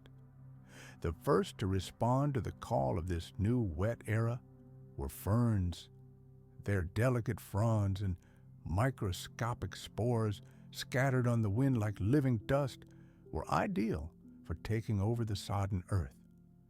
In every crevice of the rock, in every hollow along the banks of swollen rivers, they found refuge and began to grow.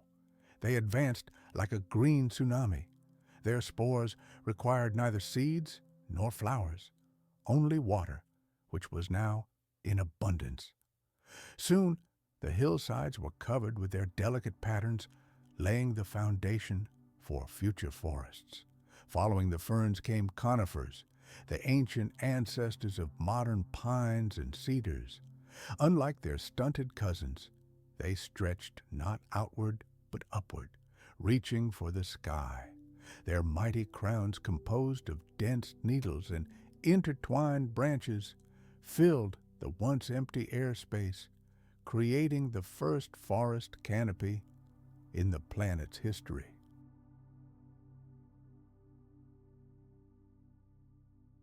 Survival now depended not on the strongest, but on the most flexible, on those who were able to adapt, change, and invent new ways of living.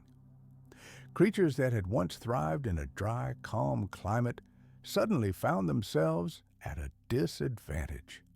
Imagine yourself as a reptile, needing a dry, sun-warmed place to stay warm. impenetrable clouds covering the sky for centuries would deprive you of this vital resource. Or if you were a plant accustomed to bright sunlight, your leaves would vainly reach for the dim glimmer of light through the thick cloud cover. The entire familiar way of life was destroyed, and with every fragment of the old world, only the most adaptable and resilient remained afloat. It was as if nature had placed the planet under a gigantic pressure, raising the temperature and pressure to such a point that only the most flexible life forms could survive. The advantage suddenly shifted to the small and agile creatures, those who could move quickly through the flooded areas, find shelter in hidden burrows, and forage for food where others couldn't see it. Larger animals proved clumsy and ill-adapted to the new aquatic world, but inconspicuous insects began to reproduce at a staggering rate, finding their paradise in this perpetual dampness. Frogs and other amphibians, with their unique ability to exist on the border between water and land, found a second wind. This was their time, their realm of limitless possibilities.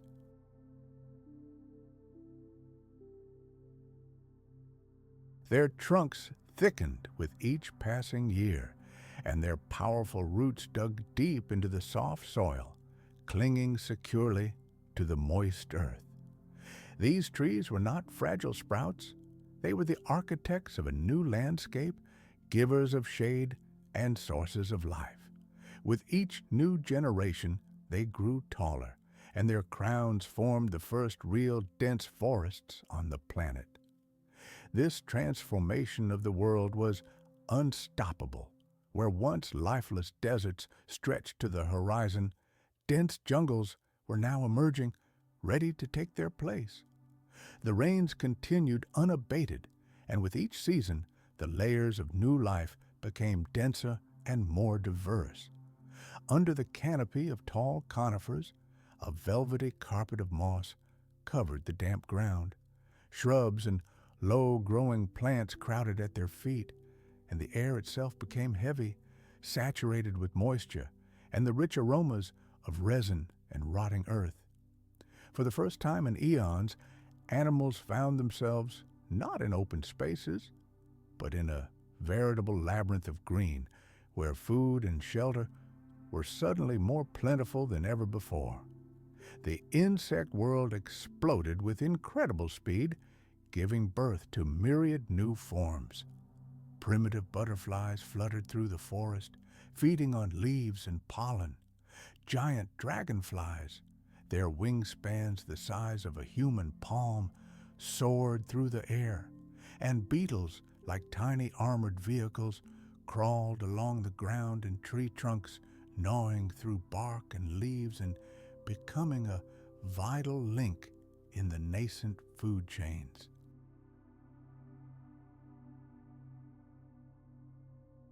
With each passing century, this world grew richer, providing shelter for countless amphibians that thrived in the perpetual dampness and reptiles that rustled through the forest floor. Life, once teetering on the brink of extinction, now found thousands of new niches in which to thrive. However, this lush greenery was more than just a decorative flourish. It was part of a global transformation of the entire planet. Forests, acting like giant pumps, absorbed carbon dioxide from the atmosphere, storing it in their wood and foliage. The air, once toxic and oversaturated with carbon dioxide, gradually cleared, and with it, the climate stabilized. The endless cycle of storms and plant growth created a new balance. Plants shaped the atmosphere, and the atmosphere, in turn, created ideal conditions for plants. What began as chaos became an engine of stability. Earth was entering a new era, the Green Age. The spread of forests changed not only the climate, but the very geography of the planet. Rivers carved new channels in the soft soil, carrying fertile silt into valleys where new greenery immediately sprouted. In the lowlands where the water flowed, vast lakes and swamps formed, teeming with life. Regions once so barren that not even lichen could survive were now covered with a continuous carpet of towering trees. The landscape no longer resembled the skeleton of a dying world, but the beating heart of a living, breathing organism.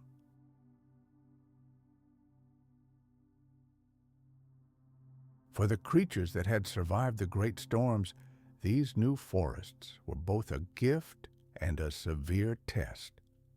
Predators found ideal hiding spots for ambush, while smaller animals hid from them in the dense branches and undergrowth.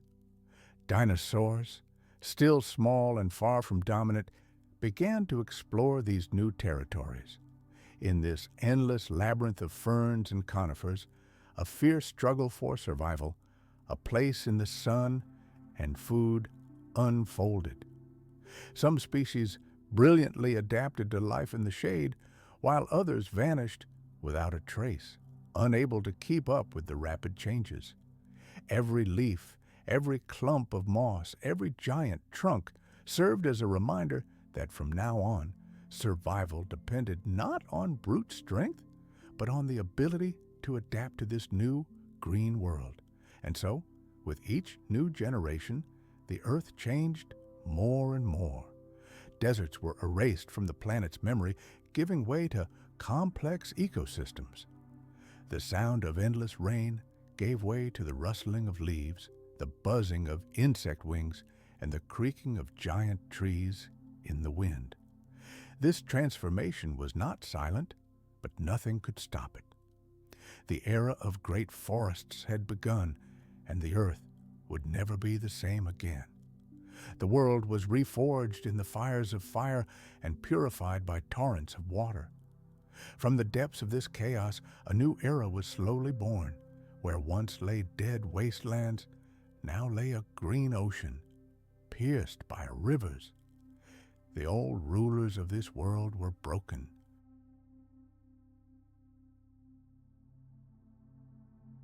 Their mighty dynasties fell under the onslaught of poisoned skies and suffocating seas. In the voids that had formed, a new promising breed of beings emerged. They were not yet the giants that future eras would remember them as, but they already bore within them the seeds of future greatness. These early dinosaurs were lean, fast, and remarkably adaptable. The world they inherited provided them with an ideal launching pad. The land once ruled by amphibians and giant archosaurs now belonged to more resilient and sophisticated creatures. Many of the reptiles that had thrived before the rainy season were unable to withstand the new conditions, the stifling air and the rapid expansion of forests.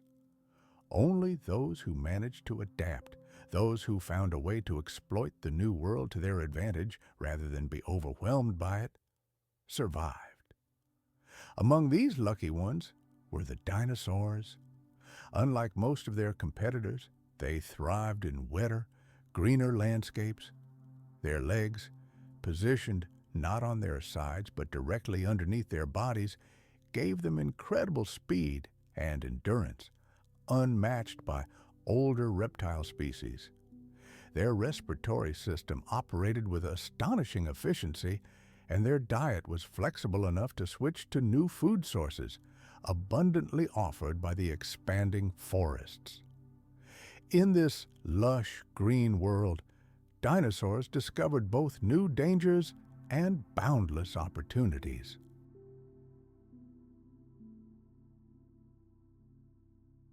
They could smash through dense vegetation with ease, make lightning-fast sprints for prey, and occupy niches inaccessible to slower creatures.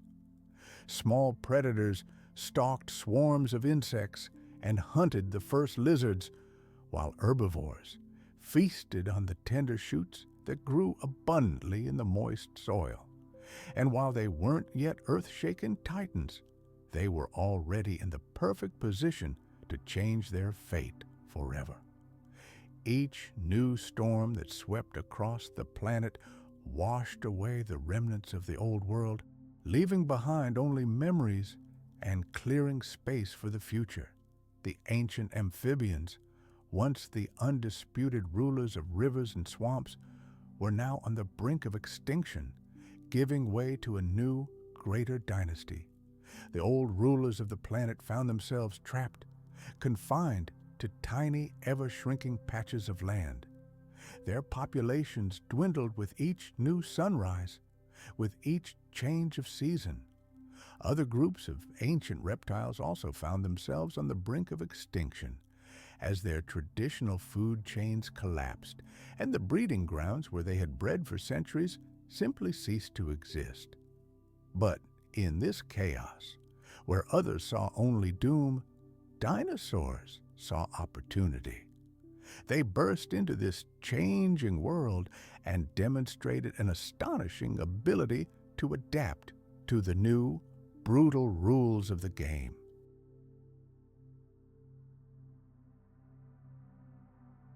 They were built for speed in open spaces. They could survive in a wide range of climates, and most importantly, their unique upright posture gave them a tremendous advantage, allowing them to dominate these new lands. Their bodies seemed designed for endurance in a world that demanded incredible resilience from its inhabitants. The oceans were still extremely unstable at that time, with frequent blooms, depriving fish of oxygen and turning the seas into gigantic dead zones. But the land was a veritable field of opportunity for those with the courage and strength to claim it. Imagine a pack of small, fast predators like Calophysis. They walked on two legs and hunted together, darting through the undergrowth like a single deadly organism. Their ability to coordinate their movements gave them a colossal advantage not only over their prey, but also over any competitors. Elsewhere on the planet, the first herbivorous dinosaurs adapted to life in dense fern jungles. They developed powerful jaws to crush tough vegetation and massive bodies to withstand predators. With each new generation, their numbers grew.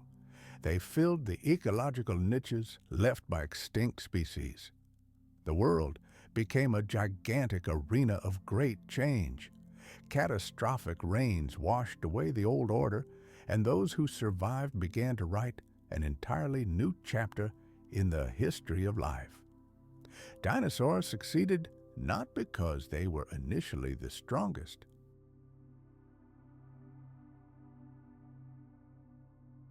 No, they prevailed because they were perfectly adapted to a world where the only constant was change. Their diversity grew exponentially, their influence spreading to every corner of the planet. Their story was only just beginning. Every hurricane, every fallen forest, every vanished rival, all this only fueled their inexorable forward movement. Evolution, from a slow, majestic river, transformed into a turbulent, fast-paced dance, full of discovery and fierce struggle. Dinosaurs strode across this new land with unwavering confidence. What began as a desperate battle for survival soon escalated into uncontested dominance. And from that moment on, they would shape the face of the planet for millions of years to come. The world born of endless rains wasn't just green and teeming with life. It was dangerous to a degree hard to imagine.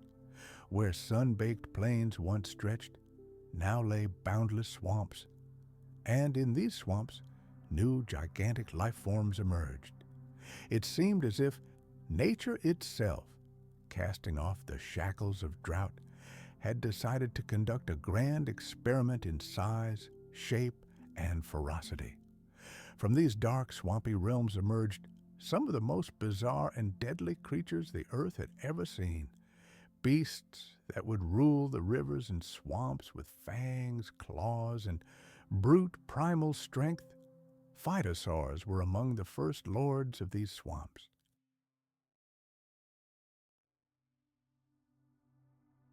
Superficially, they resembled modern crocodiles, but their ancient origins and terrifying appearance made them far more formidable opponents. Long, thickly armored bodies glided silently through the murky water with only cold, expectant eyes visible above the surface. Their maws were lined with dagger-sharp teeth, curved inward like hooks and capable of crushing bone with ease.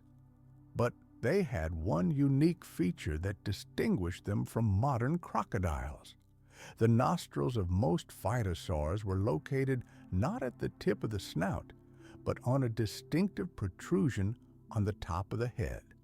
This gave them an incredible advantage when hunting from ambush, allowing them to disappear completely underwater with only their eyes and breathing organs exposed. They watched and waited with endless, icy patience. For any unwary animal that ventured to the water's edge, their encounter was the last thing it ever saw. A sudden splash and jaws clamping down with monstrous force. However, phytosaurs weren't the only masters of this new world. Amphibians, for whom dampness and moisture were life itself, also found their place in this ecosystem. The abundance of water allowed them to reach incredible sizes. Just imagine a salamander over a meter long, with shiny, slippery skin shimmering in the dim light of the swamps. This giant amphibian moves with frightening grace through the reeds.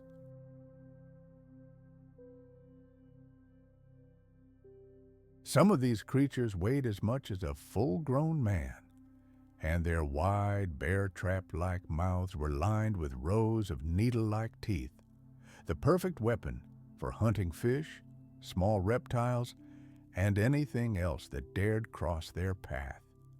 These amazing creatures felt at home in the total humidity. After all, water is everything to them. In dry times, they would have simply perished. But now the swamp had become their undisputed kingdom. They slid from one overgrown pond to another, crawling ashore with a heavy, leisurely gait. Their massive bellies dragged through the mud, and their cold eyes never blinked. And since water now shaped the entire landscape, competition for dominance in this new domain became increasingly fierce. In these swamps, apex predators emerged, unlike anything that had ever existed before. Some resembled living armored tanks, clad in a natural armor that protected them from any attack. Others were sleek and swift, built for lightning-fast attacks from the depths, capable of knocking down creatures almost as large as themselves. In such conditions, survival depended on two qualities: strength and cunning, and only those who mastered both could hope for success. Now imagine the sounds that filled this place, the low guttural roars of giant predators rolling over the water, the eerie croaking of giant amphibians at dusk, the sudden, deafening splashes when a phytosaur leaps out of the water, snatching prey.